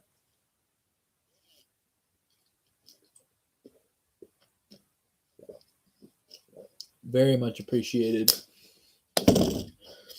And I mean, for through YouTube standards and stuff, like it just having that watch time definitely helps the channel. Yeah, so through that watch time, it definitely helps your channel. The likes helps, the comments throughout your thing I think maybe help throughout your live stream. I don't know no not much about that, but I know that all the other analytics benefit from it definitely from just streaming longer and staying on. And it's definitely good to have someone to talk to instead of just sitting there having nothing to do. Your dad is kick ass too. Yeah, we definitely have an awesome community going, or we have an awesome community, or there is an awesome community. Um, I know he used to do streams for a long time, but I know he definitely doesn't. He, I mean, he could probably go later, but my sister doesn't enjoy it because she's trying to sleep and stuff. And her room is right between my room and the living room, and Dad does his streams in the living room, and I do my streams in here. So she gets a little antsy from time to time in between. So, but now, I mean, especially with if my dad starts streaming or starts doing some more streams or something like that, it's definitely going to be interesting. But most of the time, he spends most of, or I was talking to him last night, and he moderates mine, and whenever someone's looking for my stream, which I'm very very thankful for it, whenever someone's looking for my link or something in my stream, all of a sudden it's like right there, he's got it, you know. Switch rooms with her.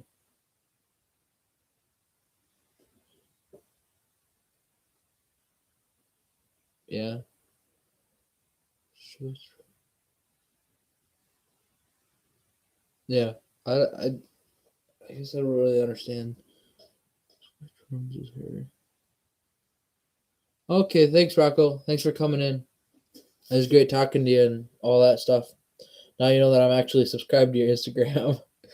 But no, thank you, Evan. We will. Yeah.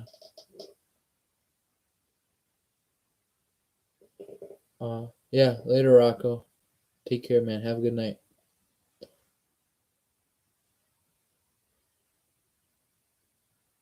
Yeah. Good night, man.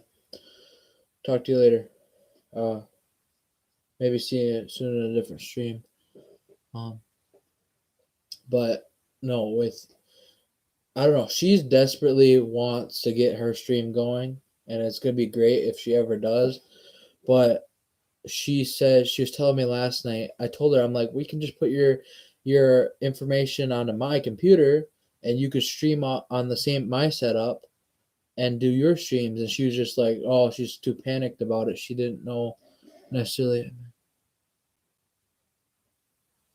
Oh, I ain't giving up my room. My room's bigger than her room. What do you mean? I won't give up the bigger room. Why would I do that?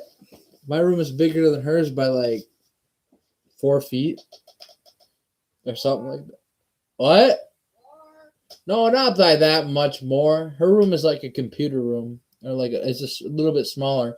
But I grew up sleeping in that room and then moved out here when she got old enough, and she has a room that we need to fix eventually here. But Oh, you got Instagram too? Is it the same? Is your Instagram handle just on or is it the same exact thing? Tubby. Okay.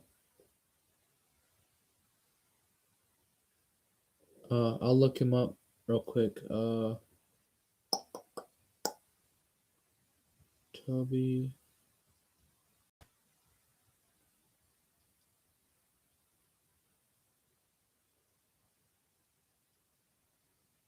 Oh, TGO.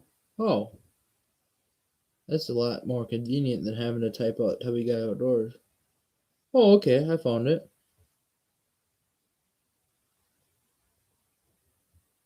Decent.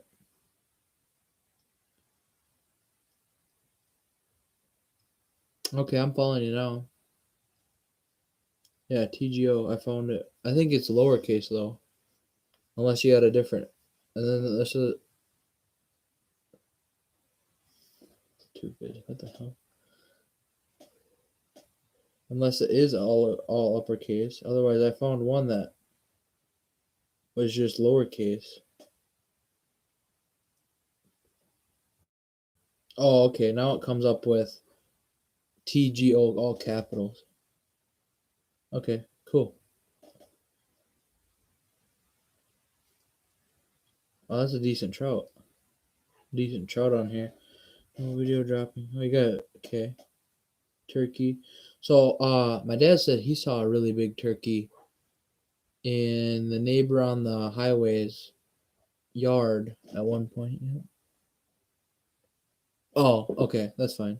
I found it either way. So, but my dad was saying the other day he saw a really nice sized tom in someone's yard on the highway, and of course you can't road smoke them, but I'm sure if you could, he would. From the way he explained it, he said it was a really big turkey.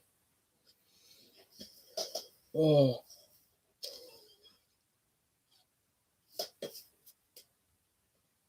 oh man, this chair. LOL truck hunting. Yeah, we call it road hunting here. Road hunting, road smoking. I don't know. Shoot anything really.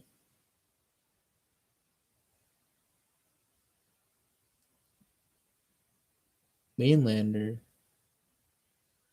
Mainlanders. What's mainlander? Mainlanders? Hmm? Confusion. Beard was no lie, as thick around as a silver dollar and 12 inches long. That sounds like a dirty joke, but okay.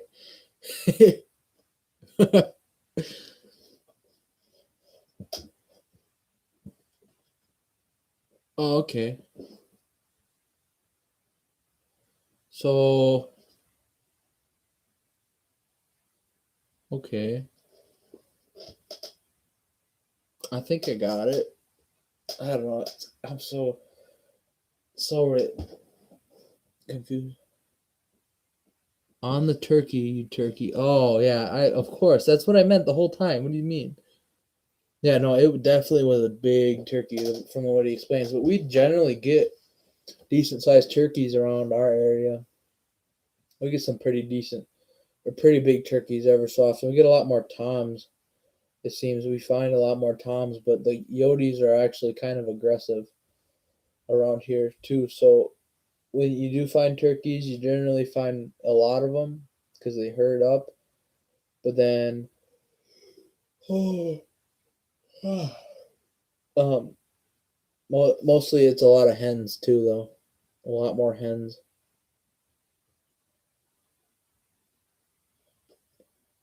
So that's the weird thing is I've seen more toms together than I've seen toms with hens.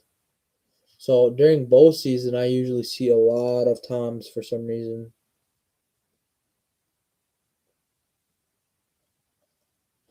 Wow, 24 pound turkey. That's crazy. That's like that's almost like a store bought. I don't think it's that. I'm pretty sure the store bought turkeys get that big or something like that. But that's where they're feeding them paste and they get fat, giant.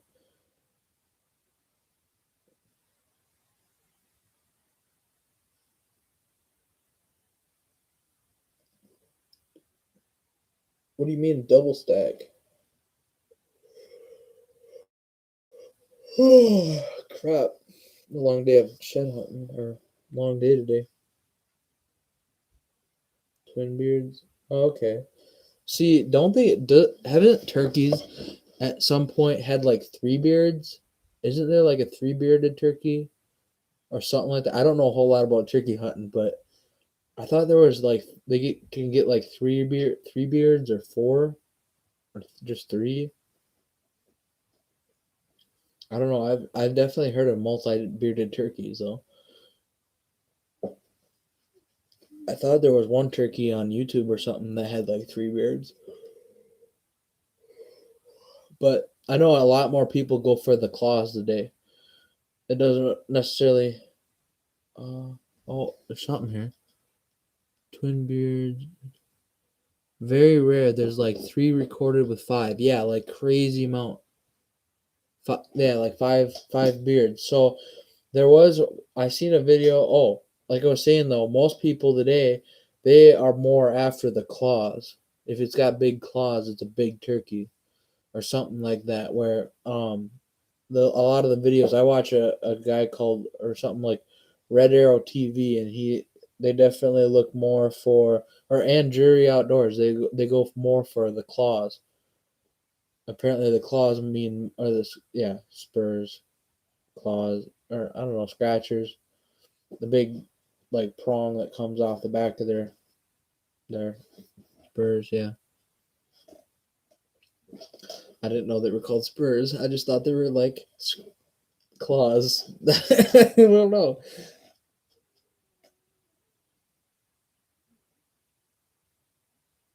Limb hangers, yeah. So I've seen actually a lot of turkeys up in the trees because you go to walk in during hunting season and you see them up in the trees all the time.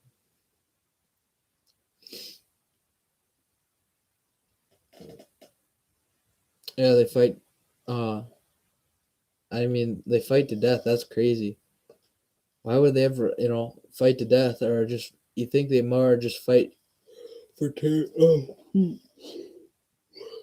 think they would just fight for the females instead of just fighting to death? Like I suppose, but then they kill each other. Then they don't have to worry about each other when they go to mate. Yeah, I know. I've definitely heard stories of that where the turkeys will cut you open. I have a video on Instagram actually where a guy shoots a turkey at like I think 3 yards or 2 yards, and he it just like absolutely clotheslines the turkey with a shotgun.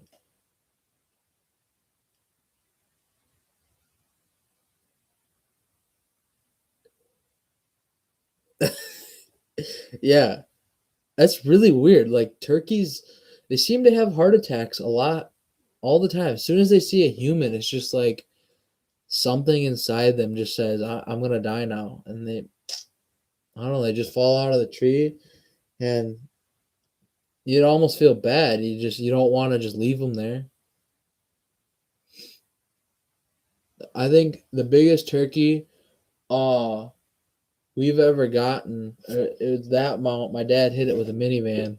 It was when I was like 11 or 12, he hit a big turkey with the minivan. He called the game warden, got a tag for it, and then we went straight from there because it's got a big old beard or a had a big beard. It's got like a 6-inch beard on it, and then the fan and all that stuff. We got it. My dad knew a guy that got it taken care of.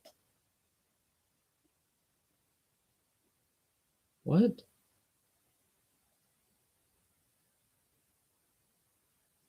Huh? Oh, the turkeys. Okay, I'm thinking. I'm like, why do you want to die? No, yeah, I don't understand. Like they fall out of the tree. It just grab a kid. Okay. But no, I remember the day that you hit the turkey with the minivan and there was a huge crack in the windshield, but it didn't actually do enough damage to actually have to replace the windshield. And then that might have been the van you got in your car accident with or something. I remember there was a crack. It wasn't the one that's down below. Uh Shoot, we're almost at 2 hours already. That's crazy.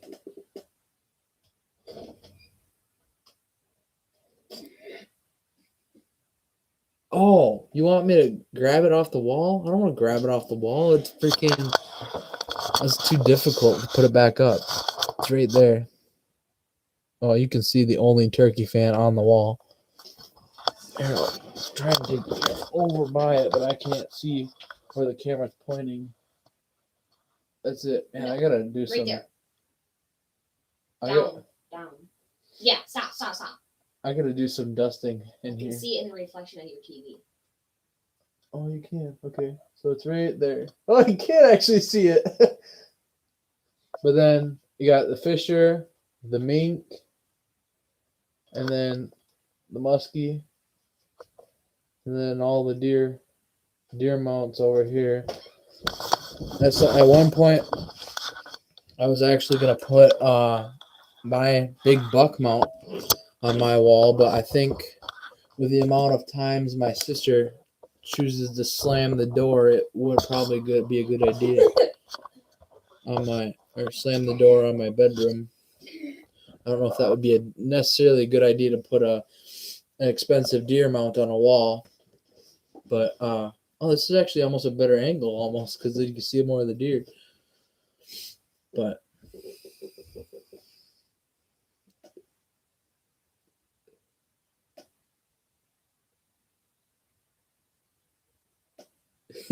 okay, wow, everybody found me. Okay, What? just because I didn't get it right away. I didn't think you meant grab it. I thought you meant like when the turkey falls out of the tree. Nothing.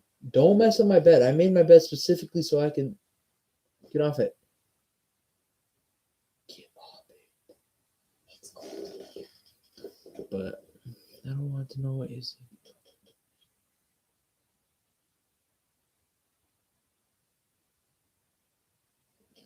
I am tired though, but I'm still gonna keep going because almost at 2 hours already. That's great. But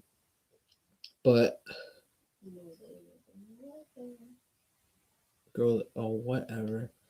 Can you please like remove yourself though? Because you did this last night too. Girls, I bet Raymond LOL. Hey, here's a better idea. You could go get your phone, look at the stream. Being a turkey. Oh man, I hate to do it to you, but oh yeah, that's fine. That's okay. Yeah, definitely got to get that beauty rest. But thanks for coming in, man. It's definitely great for the support and all that stuff, and that fun stuff. But I'll talk to you later, man. Thanks for coming in.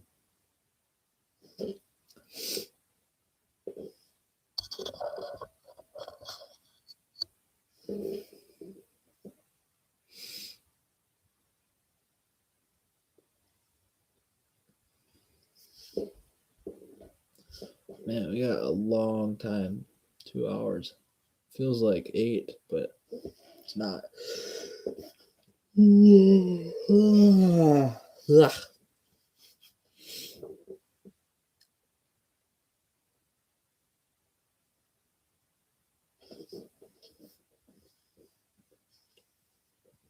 Have a good night.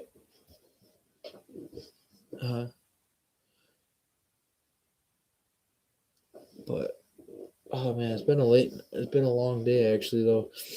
Can't believe we didn't find any mounts or not mounts, antlers. Go to be ding dong. Go to be ding dong. Now you're the one that's not spelling stuff right.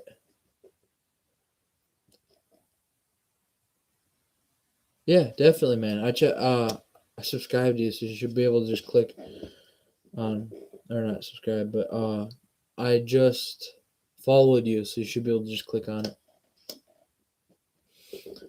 But no, I ain't going to bed for a while still. I'm gonna go until Kayleen wants me to get off because she has school in the morning.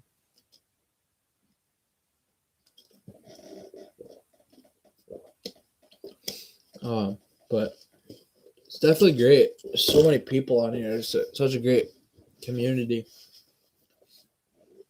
Some nights people come in, time people don't. Really just depends on the day or the time. I'm sure it's Monday in Australia now. Okay, see, are watching. That's where the seventh person came in. But oh, I forgot what I was talking about. But I was gonna talk about something else today. I can't think of what I was gonna talk about. I had something I was gonna talk about on here, but lately, there's more watching, chatting, 6 watching. Yeah, I know that. I noticed that. There's actually a lot of people watching. As long as you guys are in here, you can always click that like button. Definitely helps out the channel. That's great. And subscribe if you feel the obligation to. That definitely helps out. If you guys are already subscribed. Oh yeah, but we were out there and there were more buck rubs than antlers. Like there was buck rubs everywhere and they were fresh. I don't understand. This late in the season they should already be dropping antlers. So maybe unless they're trying to get them off now, it doesn't matter. So now as long as you see buck rubs, I'm gonna start checking the woods a lot more often now because I seen today I probably counted through 20 to 30 buck rubs in 2 acres of land, like a crazy amount of buck rubs. So I'm pretty sure. Oh yeah, I know. I did. I didn't take it. So the issue I necessarily have with taking videos of that land right now is because I know some guys from school and stuff like that. As soon as they see that what's on that property, or as soon as is actually unfortunate, but there's a lot of people that know the general area of where I hunt, and as soon as they find out that there's actually good deer on that land, I'm sure they're gonna there's a lot of poaching that could take potentiality. I'm gonna roll with it though. JV Outdoors. Oh, okay. You guys must know JV. What's up, man? I hope it's a man. Because that'd be bad if I said it wrong. But yeah, no, I definitely if I find antlers and stuff, then I will. But on that land, I really don't. I want to keep it as low key as possible until something actually big happens. Because this year alone, after I shot my deer, I noticed that a lot more people we have had problems in the past with people coming on to our land or trying to come onto our land without permission and stuff like that. We actually had a guy this year that we had to talk to because we leased the land, but he insisted that he was still had permission to hunt it, and it was a big thing. But eventually, we did get him to realize that we had leased the land and that was not huntable anymore. He wears dresses. Okay. Good to know. I mean, not much judgment is 2021 anymore. I'm not even surprised. But oh man, we're almost at 2 hours. We're clocking down to 2 hours in a minute here. But so I definitely understand, Raymond. I definitely should do more filming out there, but I definitely want to do it where the chunk of property that we were looking for today or looking on today wasn't. It's near a roadway, so it'd be easy to almost road hunt.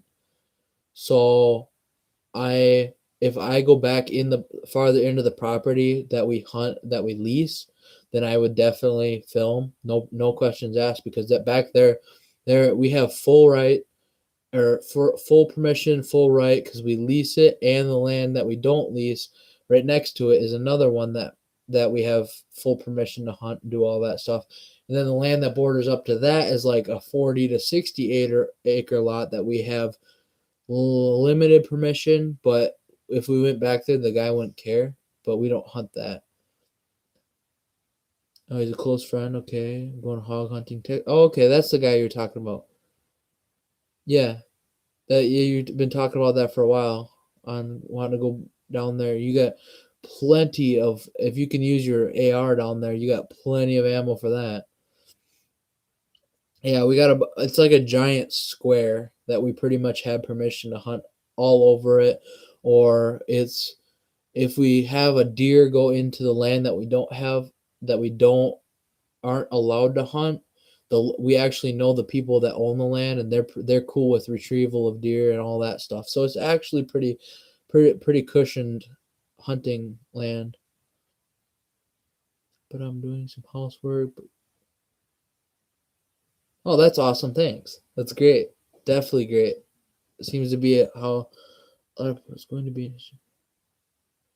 Definitely. Yeah, same with my guns. I don't know where they went. I lost them. I had when last time when our house burnt down last year. That's all my guns were lost in the fire. Unfortunately, my house wasn't actually burnt down, but no, I don't know where they went. I think they were in the camper, and then someone came by and stole them. And unfortunate. Yep, all gone. All gone. Never. Nope. I don't have any guns. Nope. That's what. That's funny. But but if we have plenty. We used to have a plenty of 20 gauge rounds, but we've pretty much dwindled through all that. Oh, I forgot to show. This isn't even on the wall. Oh, please stay.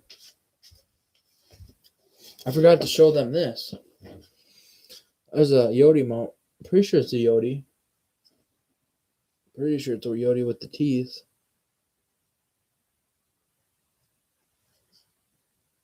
But that's pretty cool. It's a Euro mount. Only guns I have. Oh, okay. Yeah. You have to register those? I don't know where I'm going to put this, but I'll put it right here because I'm going to hang it soon. Yeah, it's a Yodi. Yodis are too common around here anymore. If we collected every Yodi skull that we've ever dealt with or shot or anything like that, this room would probably be full because there's just so many Yodis around here. But definitely I don't own any guns either. Technically, I don't own any guns. They're all registered to you before they were stolen. So, my dad, of course. But yeah, there you go. They don't have it. Technically, if you take a firing pin out of a gun, it's just a tactical stick. Oh, Amanda's here.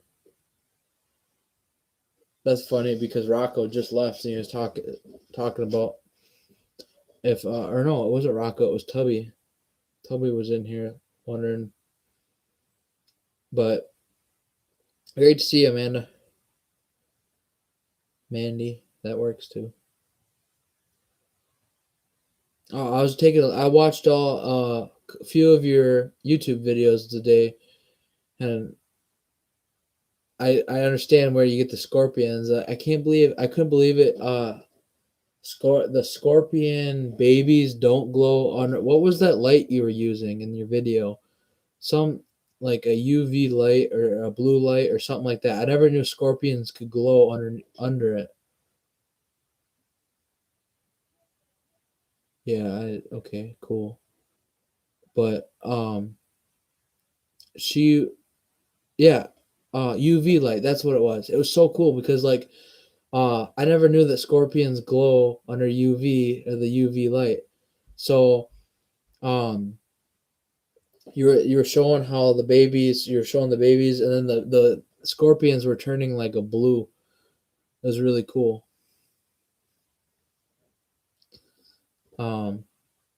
But and then I seen pictures of your dog on Instagram because I was going through everything today to make sure. My dad was saying that if you don't do a certain amount of watching and liking and commenting on people's things, it'll unsubscribe. I don't think I've ever had that problem though with any of my channels or any of the channels on YouTube, so I don't know what that's about. But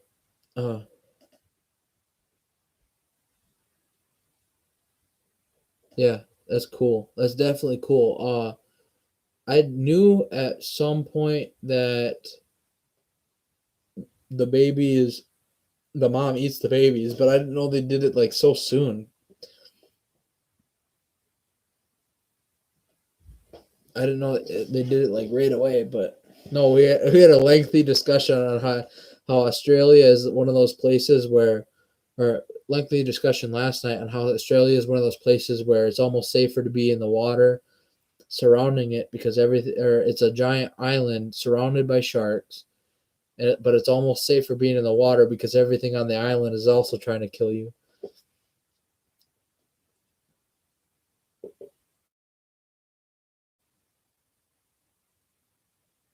The males will eat the babies off the mama's back or the mom's back.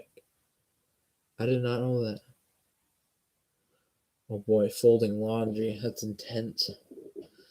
That's some very intense folding. But no, I was watching a couple of the videos and then I thought your dog, I don't know, your dog I thought seemed it would be a lot bigger than I thought it would because we had a dog that was not much heavier than that, but she was like plump dog. She was a black lab and she was chubby dog. And she was, I don't remember how much she weighed, but she definitely weighed not much more than 80. I think you were saying like 86 pounds or something kilograms. I don't know kilograms though.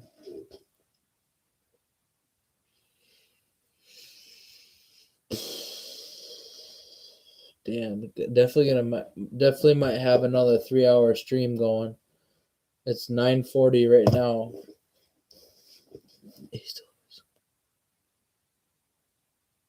Yeah. Well, heck, you have to be all muscle in Australia. What are you talking about? Everything's trying to kill it or kill him.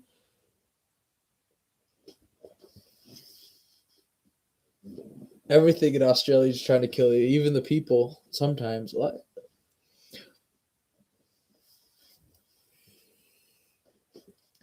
I thought that didn't Europe like send all of its everybody that lives in Australia or something has almost direct relation to someone that was imprisoned or something in Europe at some point.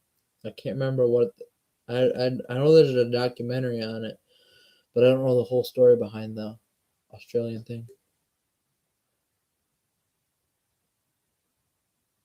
Oh, how do you even do that? Don't you just stab them with an EpiPen or something like a human? See, we get bees around here too that are pretty bad. We get paper wasp.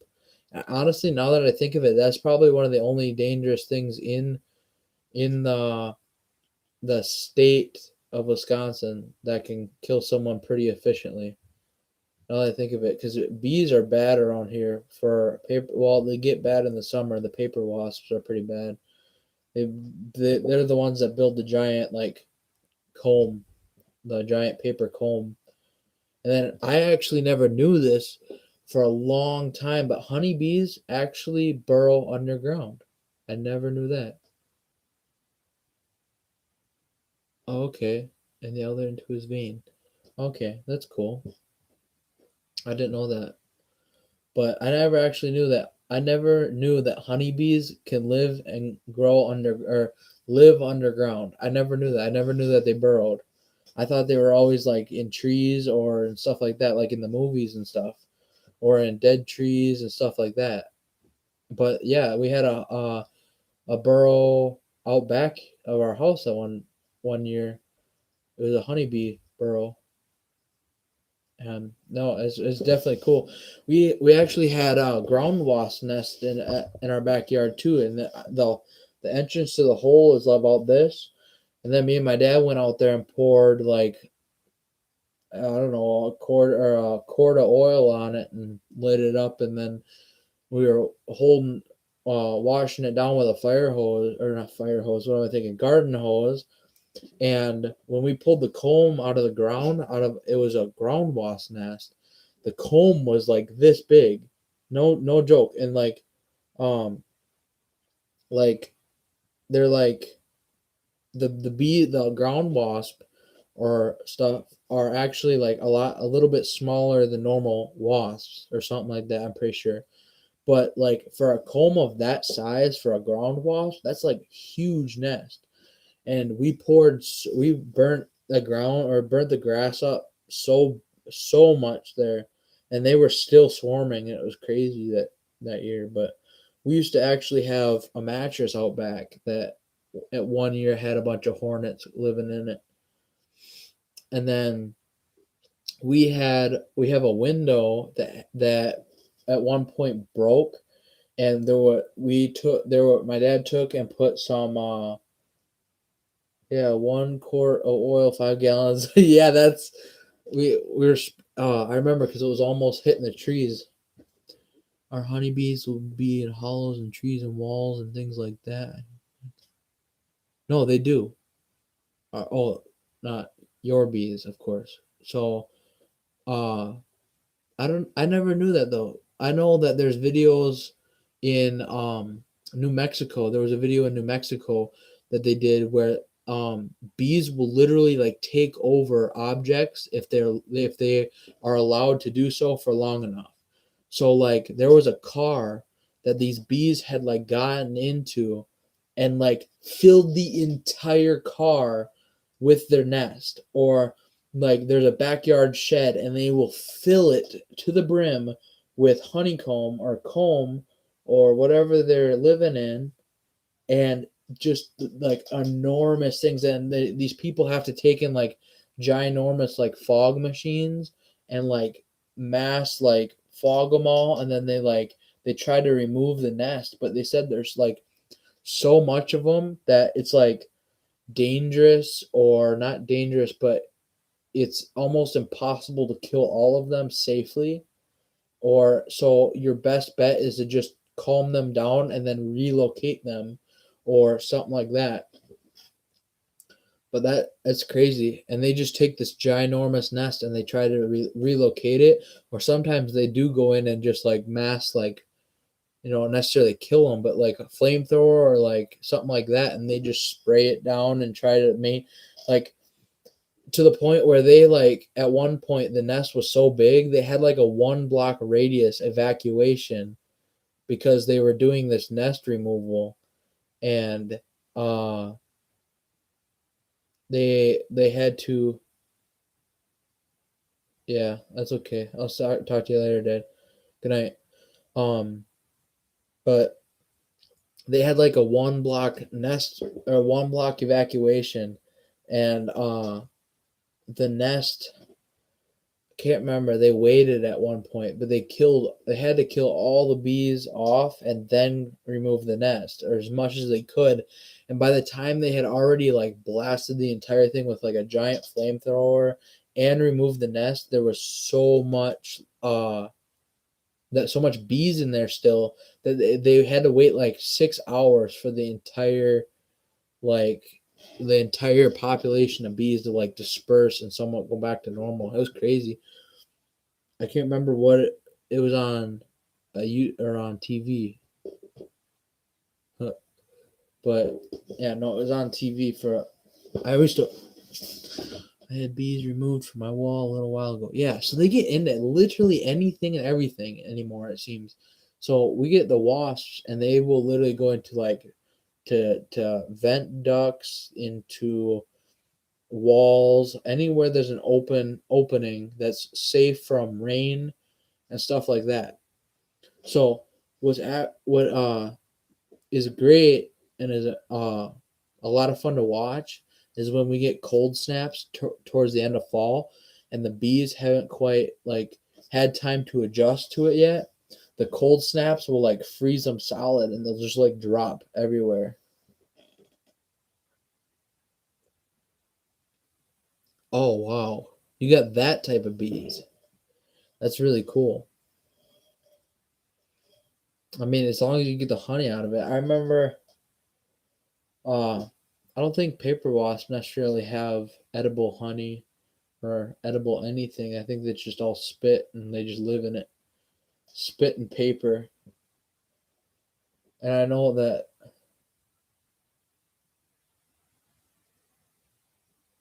yeah, yeah, like they'll literally take over anything they can as long as they're allowed to. Anything and anything predator at that point, they have like little to no predators because of how many there are. When there's a horde of like 1,000 bees, nothing can touch the nest safely because there's just that many. They just like cover it, you know.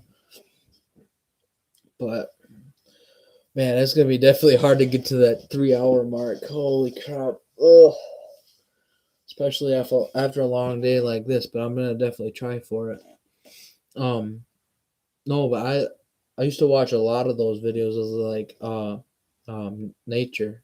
I think it was called Animal Planet, all that stuff. And I loved watching those for the longest time there, and then they stopped making them, which is unfortunate, but it is what it is. Uh,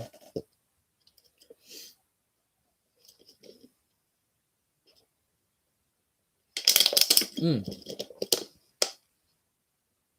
Also, I also looked into Rumi, Roo jerky, and kangaroo everything, and apparently they have alligator too. I didn't know that you could buy alligator over the internet, but apparently you can. But I was gonna look into getting some, like I was saying last night. I want to buy some Rumi. I want to try a kangaroo. Definitely want to try a kangaroo. I really, really want to try a kangaroo. I think it would taste. I don't know how it would taste. It's definitely an interesting thing. Or in the state of Wisconsin, you don't actually need any permits to own a kangaroo, so I could technically buy a kangaroo and have fresh room meat. Even better, fresh room meat. Get some fresh kangaroo steaks going. Just saying, but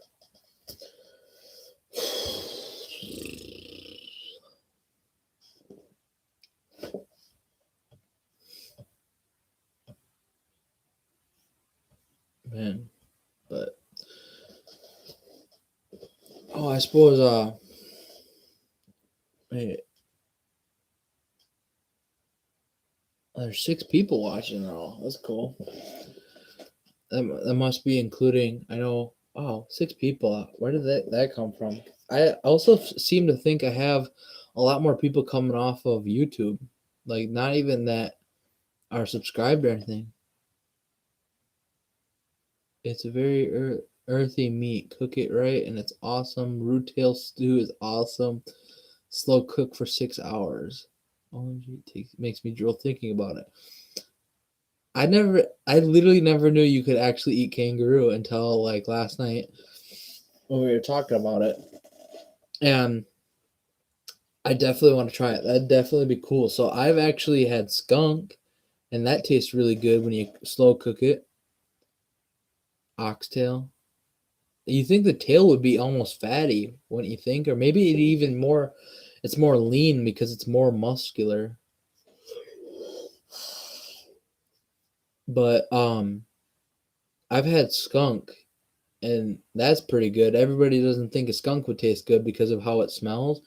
But honestly, skunk meat is like some of the best meat I've ever had. You just slow cook it for like 4 hours, 5 hours, and you put it like in a slow cooker, and it's amazing. I literally have.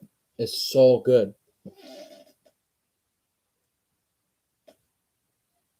All muscle, roux is stuff, all fat. Roux tail is all fat. That's weird. You almost think you almost think the fat would almost reduce down to a little bit of nothing. Better than oxtail. Wow, you've had oxtail too. That's I it- what are the states the only place that have not like experienced a lot of this like these foods? Because I've never had oxtail. I've never had kangaroo tail. I've never had anything like that. I've had pretty much anything that lives around here. So pretty much, I haven't even had. I don't think I've had alligator. Uh, I've had um skunk, squirrel, rabbit, deer, bear. Um, and eat lots of fish. We eat a lot of panfish and stuff. Can't think of the weirdest thing I've ever actually eaten. I've had lots of jerkies and stuff that are different things. Hmm. I gotta think. That makes me think. I don't really know what I've had for weird things. I suppose that's not a weird thing for you guys though. Deer, roo, and rabbit. Yeah. So rabbit is actually more tender, but it actually gets rabbit meat is also one of those meats that you gotta be tricky with because rabbits can get like real dry real fast. Oh, so rabbit tastes like dark meat when cooked right, but when if you cook it for a little too long, like even 15 minutes too long, it can tend to taste a little like chewy and really like unpleasant almost. But then squirrel is pretty good. Skunk is really good, and that's almost like a rabbit squirrel mix. And then smoked rabbit tastes awesome. Yeah, so like smoked rabbit, uh I know I think there was rabbit jerky I had at one point. Um I think my grandpa actually said that he's had horse meat, which is disgusting, but I suppose people can eat them if you really had to. Uh what else? I mean pig, of course. Everyone's had pig. Who hasn't had bacon? Uh I really don't know. I don't know what else I've eaten. That's crazy, really. Uh I don't know if they've even had smoked rabbit. I've had like smoked salmon. Smoked salmon is really good. Um, otherwise, we my dad actually has a smoker too. But huh, can't. I think I've had duck, or I mean, we eat plenty of. My sister got me into eating a lot of things I never thought I would eat. Yeah, but honestly, I will always try something once because yeah, duck was okay. It's more duck tends to be a little more greasy where I'm or up here from where we're from. Uh turkey is okay. Turkey tends to be a little dry at times. Wild turkey, I my dad swears that wild turkey tastes like pine cones. I mean, probably they kind of do. I don't think I've had very much wild turkey. I've had lots of like store bought, but um we guinea hen. I've had guinea hen. We had. Uh, I think we've had. I think I've had Canadian goose jerky. Can't go wrong with Canadian goose. Uh, yeah, it's really lots of that. The duck and Canadian geese are real greasy too from time to time. It all depends on how you cook them, but duck seems to me be very greasy from mostly. But we also get peasant. Oh my gosh, pheasant and partridge here, and you've had snake. I've never had steak before. That sounds amazing. I wanted to try snake, but you think that it would honestly with snake they're like all muscle, so it would be really tender. My cousin makes goose sausages. Oh, that'd be interesting to try. I heard that people who grill, if you grill goose, it tastes really good. Like grilled, like charcoal grill or even like wood grilled um goose. I heard that that tastes really good. Kind of tastes a little like chicken. It was good, and I've tried emu pies too. Emu? You guys eat emu? What? I hope you aren't eating like. I hope emu pies isn't like they're crap or something. That'd be really weird. That'd be really weird. Oh, I'm hoping emu actually has emu in it and not just emu. Yum ramen. I would love to try that. I've had emu. Man, I'm maybe I just haven't gotten out across like I guess yeah, I haven't really traveled very much at all, so I would have the ability to try any of that. Actually no, I think I've had alligator.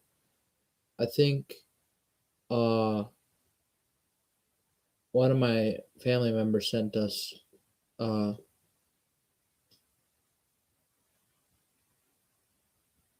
wait, what? Oh, I don't know. I hope emu is actually in emu pies. Cuz emu pies sounds like you're just like scraping up behind them and eating it. That's what I'm thinking when you say emu pies. Um but I had alligator, and then they I know they sell alligator. I think it's alligator feet, but I'm from like the middle, the very middle of the states, and like the very middle between Canada and the bottom of the U.S. Like dead center, right in Wisconsin, and um yeah. So we don't really get so we get sushi here, but it's Walmart sushi, and it's very, very non-appetizing because it's that far from the ocean. So either way, it's like it's not good at all. I heard you can make sushi out of trout, but I would never eat trout raw. No, we get rainbows around here all the time, but oh, emu pie. Okay, emu meat and pies. Okay, okay, that's a good thing because that started sounding weird for a little bit there. I never even thought about meat pies. Like meat pies is a different story from from the other kind of pie. Uh, but I can't think of. I think my dad has eaten shark. Uh, I mean we've had crayfish, we've had a lot of stuff. I've always wanted to try what's it called? The what are the squirrels that not lemur, not lemur. There's a squirrel that they hunt over in Africa or something like that. I've always wanted to try those. They're like little. They look like squirrels, but they're black or something like that. And I know they eat those like they're going out of style too. But then the other day I was watching a video on a guy that was shooting baboons. Like high powered rifles shooting them at like 500 yards out. And apparently baboons are really bad over there. They're like coyotes for us, where the baboons get into literally everything and they're known to attack people and stuff like that. Um, but yeah, I don't necessarily know how that that all works or how you would even. I mean, I don't know if you'd even eat a monkey or eat a baboon, or if they just leave them lay or something like that.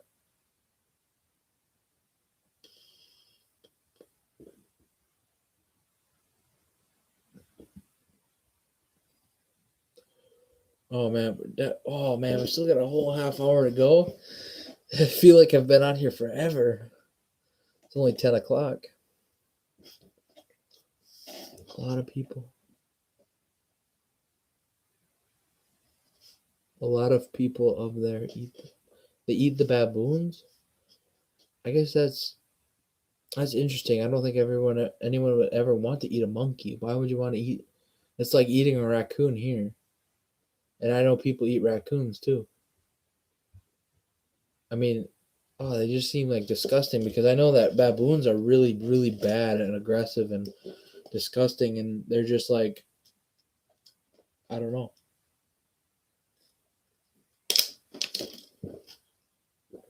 I don't know why anyone would ever want to eat a baboon, but I guess that is what it is, and you're not gonna just throw away meat.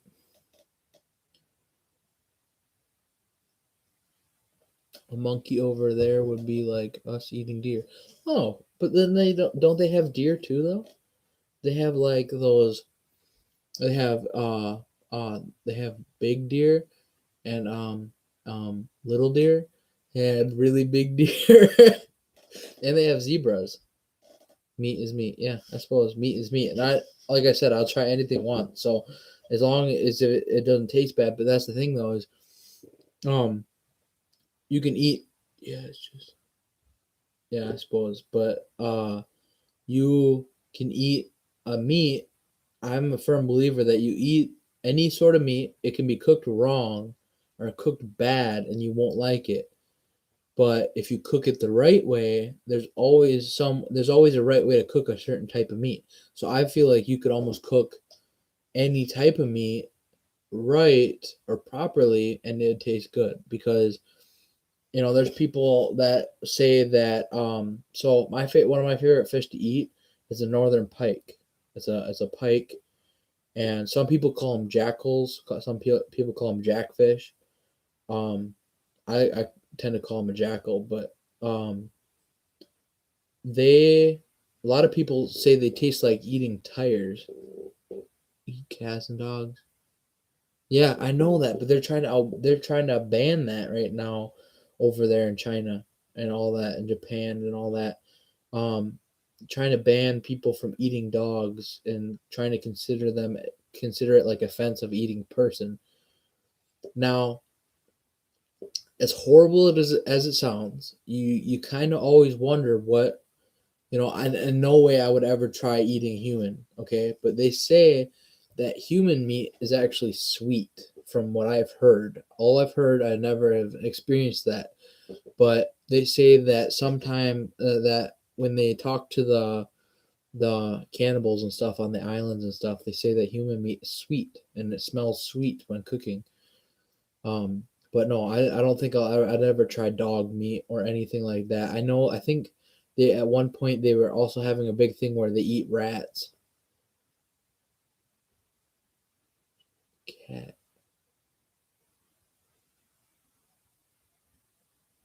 Yeah, why would anyone ever want to eat a domestic animal or an animal that has been domesticated? Any animal that doesn't want you to catch it and eat it, or not does it, oh my gosh. Any animal that wants to be pet, or like comes to you, you should not eat. Domesticated animal does not taste okay. Very close to pork. Yeah, that's what I've heard.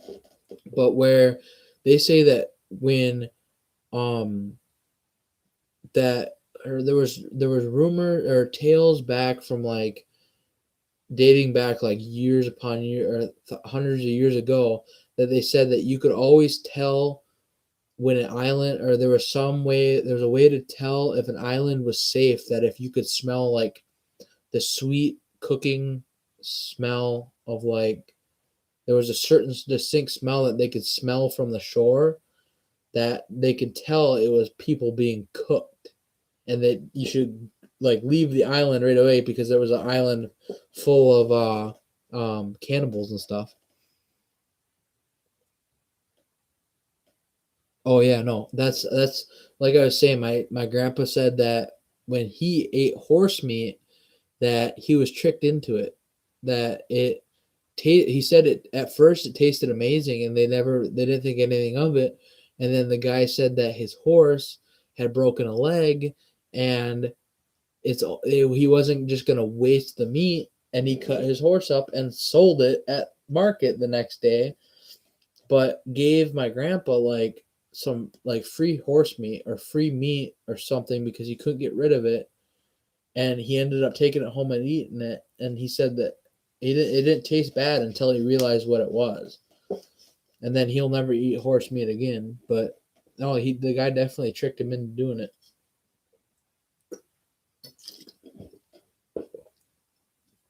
This is definitely turning out to be like last night.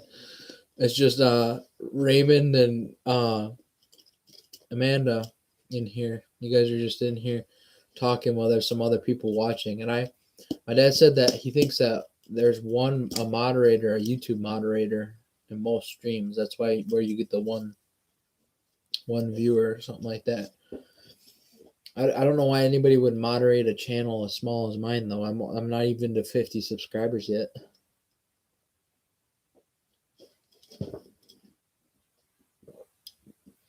No, but eating dogs and cats is not a good thing. I don't agree with that at all. Why would you want to eat something like that? Because I know of someone that used to buy rabbits, domesticated rabbits at the fair and eat them because it was cheaper apparently to buy. I don't know how it was cheaper now that I think of it, but they said they used to buy rabbits from the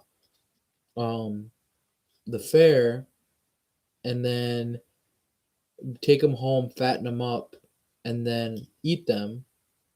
But I don't understand why they would eat that. They said it tastes just like normal rabbit, but I don't understand why you'd want to taste domesticated meat.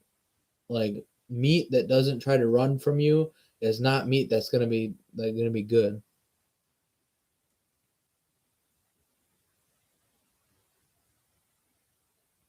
Okay, sounds good, man. Thanks for coming in.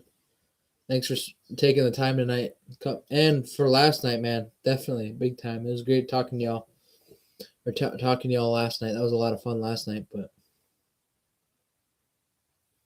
yeah, have a good night, man. Sleep good.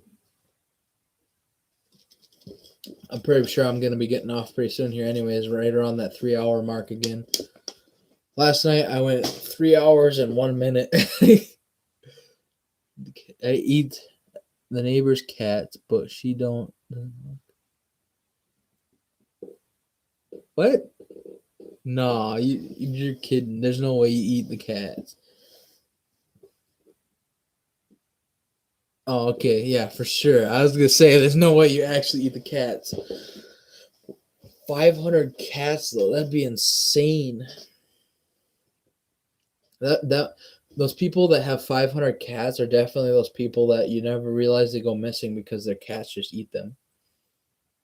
Seriously, we actually had the town that I live in, there was actually a house at one point that the lady hadn't paid her bills in a while, and then they went looking and found that she had lots of cats and that she was missing, and then you already know what they found, okay? But yeah, exactly, crazy cat lady. Then they went into her basement to clean out the house and found like mummified cats in her freezers in the basement. Like cats she had wrapped up and like mummified them, and it was really really weird. Like, but no, yeah, they returned the favor if that helps. But yeah, it was very very bad. Then you could smell the house from because it was right across from the middle school, and that happened right when I was in middle school, and you could smell the house, like just the stench, like from like a block away, especially on a hot summer day. It was just it was horrible. But yeah, no, that was definitely one of the worst experiences that I've ever had in middle school or in school in general. Nope, yep. I think they found like I want to say close to 50 cats between the cats that were alive and the cats that were in the basement. She's very crazy and cats like rats all over. Oh, they're like rats. Yeah, honestly, smell alone. But then again, if you think about it, if she's around it enough, or because you know how when you're sitting in a room long enough, you don't smell it anymore. You don't smell the room smells because you're. I think there's like something your brain does. It's a comfort smell or something. Your brain doesn't think of it as a bad smell because you've been around it long enough. So technically speaking, if you went long enough smelling cat piss, you eventually wouldn't smell it anymore because you're used to it. You would smell like it, but yeah. Oh, okay. Sounds good, man. I'm like I said, I got about 20 more minutes left, and then I'm gonna start getting screamed at by my sister. But no, eventually, certain smells is I think it's a natural. Yeah, definitely. Thanks, JV. Uh, but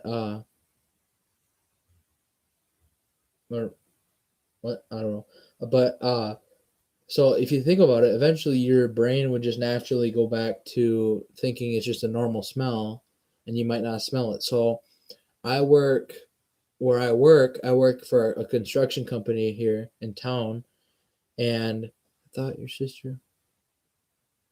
Yeah, I did too.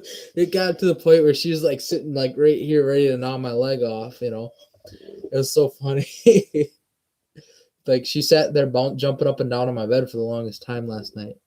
That was so funny, um, but like I was saying, I work for a construction company in town here, and they haul paper. It's called sludge for the paper mill, and I'm the person that is in charge of going down and servicing that loader, the loader they use to scoop the paper with, and that is one of the on a hot summer day. It's one of the worst smells you'd ever be able to smell, but eventually I get used to it, and then I'll go down there all the time, and then in the when I get home at night, then suddenly my sister I'll walk in the door and my sister can smell me from like across the room. It's just horrible smell. But oh, I thought she was listening to the stream in the other room, but no, yeah, last night was a lot of fun. It was really funny 'cause she came in here, she was so pissed. She just like, go to bed, go to bed. I'm like, nah, no, I got a little bit longer to go. I ain't gonna make it almost 3 hours and not stick it out.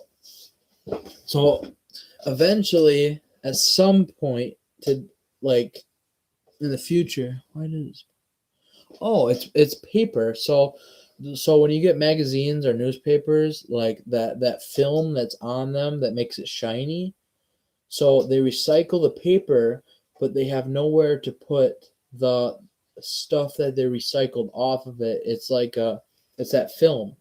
So it's paper, but I'm pretty sure it's the film. So they take it and it's like rotting. It's like rotting paper, and it's recycled, so they can't use it for the stuff they can't recycle into paper. It's still like high in like I think it's like nitrogen or something. So they take it and they dump it in a pit, and then they take it from that pit and put it in dump trucks and haul it to farmers fields, because the whatever they're growing will it feeds off it. It's really good for the soil and stuff. It's really good for boosting your nitrogen or whatever's in it. Really good for crops. And so but the whole process of doing it, it's like rotting. It's like I don't know how to explain it. It's just like it's not rotting, but it's rotting. It just smells. It's just horrible. It takes a while to actually break down, but as soon as you like spread it out and get water in it, it dissolves. But in the meantime, it comes out like it comes out of the plant like hot and dumps into a pit, and that's when they scoop it out. And I tell you what, that loader is so full of that, covered in that sludge, and I have to go down there with a knife and I have to scrape there's like grease where you take and put grease in the loader. You have to take like a screwdriver and scrape the holes out and clean them out real good, and then put the grease gun in there. And I tell you, I've had times in the summer I've come home and I'm just covered in sludge, and it's just, but it is what it is. It makes money, so it's just one of those jobs. Someone's got to do it. You gotta.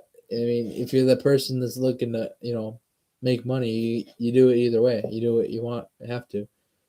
Yummy, yeah, definitely yummy. It's one of those smells that you, after enough time, you get used to it. But it's definitely one of those smells that the normal person can't handle, because it's just like, ugh, it's bad.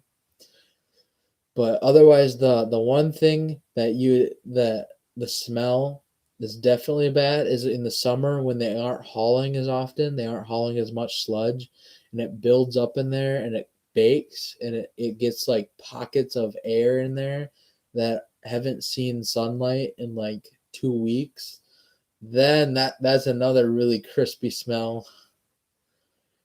But nope, that's one of the things that is definitely fantastic about my job, is having to maintenance that mill loader. So it's definitely interesting. But otherwise, during the summer and the winter, they spread the sludge all over the fields and the equipment and all that. Do you have to wear a mask? Or if the air no, the air is not toxic. It's not toxic at all. I don't have to wear a mask.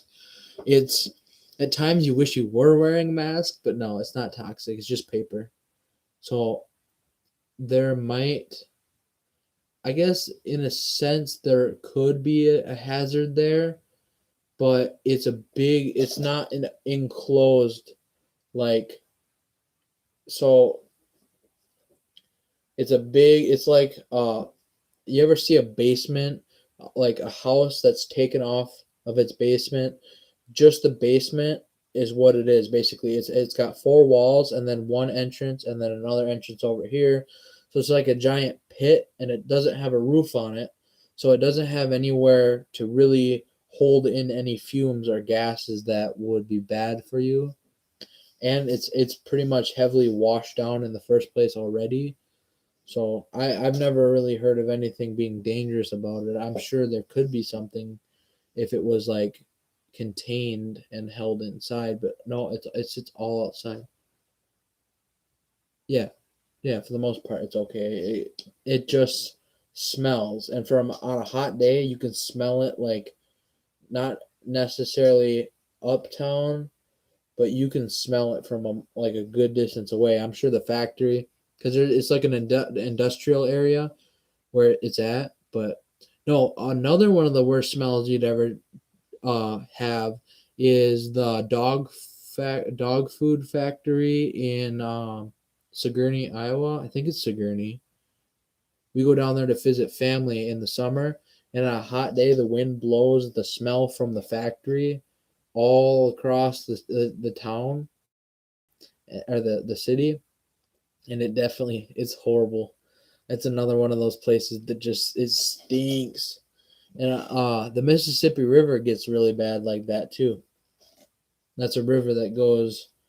I mean, you probably already know what the Mississippi. You guys probably already know what the Mississippi River is, but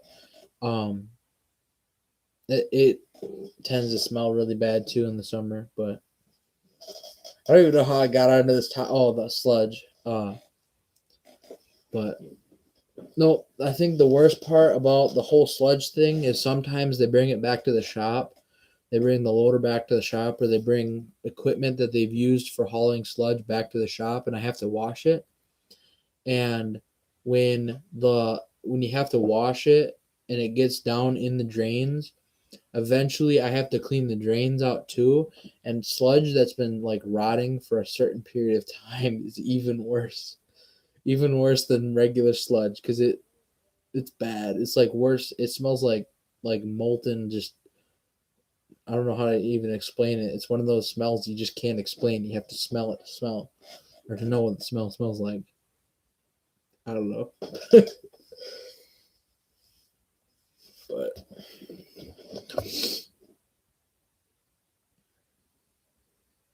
got 6 people in here now. 8 likes.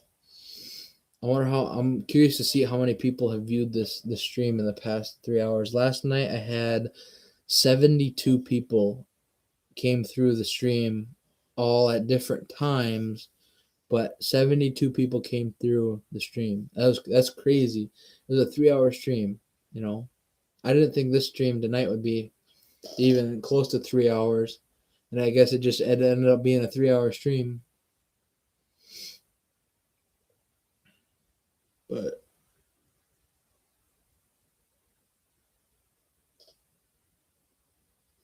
I gotta look at the analytics and analytical. I can't even English right now. I'm getting tired because it's getting down to the 10:30. No, yeah, now the stream is up to 75 viewers. It's crazy. 41 subscribers. Not bad. Now I'm just trying to make that clock run out to 3 hours. All I want. I don't even know what to talk about. I'm getting that tired.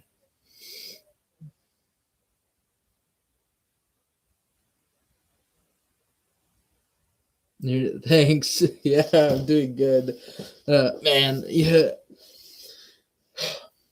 I don't know. I don't know when it slows down like this. How long? Oh, I have 10 minutes or 9 minutes left. And then it's 3 hours because I've been going. I mean, a lot of people came in tonight. It was trucking. The fishing trucker came in. JV's been here for a while. Raymond was here for a little while. You came in again. Amanda. Why did I call you? I called you Amy because my my cousin's name is Amy and her daughter's name is Amanda. That's where I got that from. But yeah, not long at all. Oh, great. Oh, okay. Gracie is one of the girls I went to school with a couple of years back. I didn't even know you were in here. That's funny. No, but that's funny. Wow, thanks. I mean, at least you've been watching, and that brings up the watch time, which eventually should mean more people should be seeing my stream. So that's a good thing. Even if you just hop on and turn the stream off, that's okay too, because it just says you're here. 7 more minutes, and then I'm probably gonna go pass out. I suppose you weren't even here when I was talking about the shed hunting, Amanda. No, I just went shed hunting today. Didn't find anything, but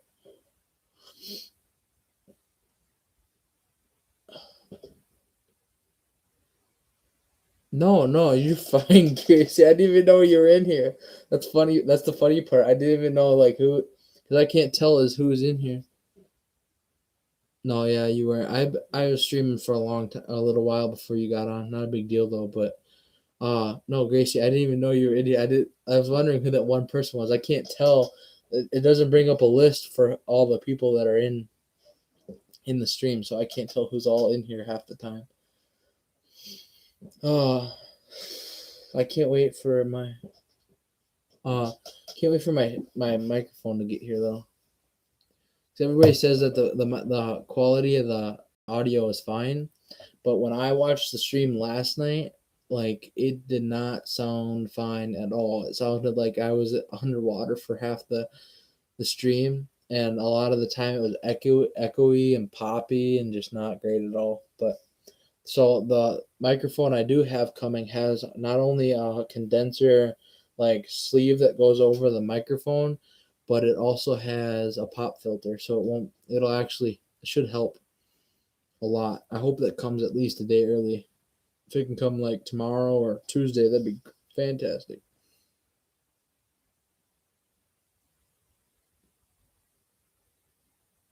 No, yeah, I know. Nobody has an issue with the sound, but personally, knowing that it can be better and know that it can sound a lot more crisp and clear, I don't know. It's just one of those things that's gonna bother me more than it'll bother anyone else really. It's also I also need it for I have some videos that I want to put up, but they want to do some voiceovers on them. And for a video, I'd rather have like a crisp, clear, clean sounding voiceover than having like I want quality for the voiceover. So if I can do that rather than have like, you know, not necessarily crappy, but like the non-quality sounding um audio, that's what I'd prefer honestly. Just because I took a lot of classes in high school for that stuff, and I know that it can be a lot better, and I know you can get really good editing and all that stuff, and it's just preference for me honestly. Because then some people eventually, when the channel does get big enough, people will judge your your quality over, necessarily just being a good video. So, but I guess I don't really know, but it's just sort of my preference on that. And then I'll probably end up at some point buying a better camera or a better it keeps bothering us like sideways. I'll eventually end up buying a better webcam and then a bunch of other stuff. Yeah, that too. Better lighting. So that's another thing that comes with the camera is what's making me orange. Yeah, I didn't didn't really understand that, but it's okay, it's fine. But no, eventually a better mic, not better mic, or yeah, better mic, better everything, just for quality, quality audio, quality streaming, quality everything. That's what I prefer. Eventually, need to buy a new computer too. This is only $100 computer off Walmart or out of Walmart. So I bought this for school at one point, and then ended up never really using it for school. But yeah, honestly, so this summer I'm hoping to be working for the construction company a lot. I'm gonna be making a decent amount of money, and then I could put into a stream or actually an actual setup. Because right now I'm using my dad's GoPro tripod for the camera now because I had issues with it last night. And then I think it's a $15 camera, $100 computer, I don't know, $10 light bulb. So eventually, yeah, I hope to get there, and I hopefully eventually have a nice enough computer to actually do decent editing on. Because right now I do my editing on my phone, and then I do all my Photoshop or all my logos and emblems and stuff on my phone, which is okay. I don't mind doing it that way, but it's just not as quality. And I want quality. Are you planning on making this a full-time job? Well, if it gets big enough, then maybe I'd consider it. Because right now I'm making money. I'm actually having a job. I'm actually making decent money. This is sort of going to be more of a hobby, unless it gets big, unless it turns into something actual. So, but usually it takes a good amount of time to get anything quality out of your YouTube channel. Mostly it takes about a minimum of 4 to 5 years to get anywhere with YouTube. So, and like that's assuming that my channel doesn't eventually get taken down for talking about guns and stuff like that. So, but no, I didn't have any repercussions from calling them guns last night or having the big conversation on guns last night. Gracie, you would have loved the conversation I had last night about guns and all that stuff. That was a really interesting conversation because I went on about a 15-minute rant about how everything about guns and stuff like that. A bunch of cats. What do you mean by cats? What's wrong with cats? Yeah, honestly, there's people who can do it for the hobby aspect of it. That's completely fine. But like where I'm looking for it to be is a hobby, but I also want to be able to eventually put out quality videos and quality. Yeah, I know I was just messing with her. Yeah, it definitely was an awesome conversation. I loved it. It was a lot of fun. But yeah, I was kidding. I was kidding. But um oh, we're at 3 hours. But so eventually I want to be able to have a quality, like almost like a brand, or not necessarily a brand, but just like I want to be able to put out decent quality, nice looking videos. And I mean, at some point it'd be cool to make money off it, but I'd be more interested in putting more money back into the channel and making it better and better and better. So maybe eventually I was hoping to do a podcast or something like that. I think that'd be cool. Have people have people join me through podcasts or stuff like that. I think that'd be a really cool one. Right now I'm watching um yeah. So right now I've been enjoying one Bert Kreischer and Tom Segura. I've been watching their Two Bears One Cave, I think it is a podcast. I've been really enjoying that one. But uh yeah, eventually I have a lot of plans that I'd like to eventually fulfill with a YouTube channel, and just different conversations, different stuff I want to talk about, address, see wherever it goes. I definitely have a lot of ideas to take the YouTube thing to the next level, take it to wherever it could be. So, but man, otherwise I'm hitting about that 3 hour 1 minute mark. I think I'm gonna hop off. So I'll talk to you guys probably if I maybe have a stream tomorrow or the night after that.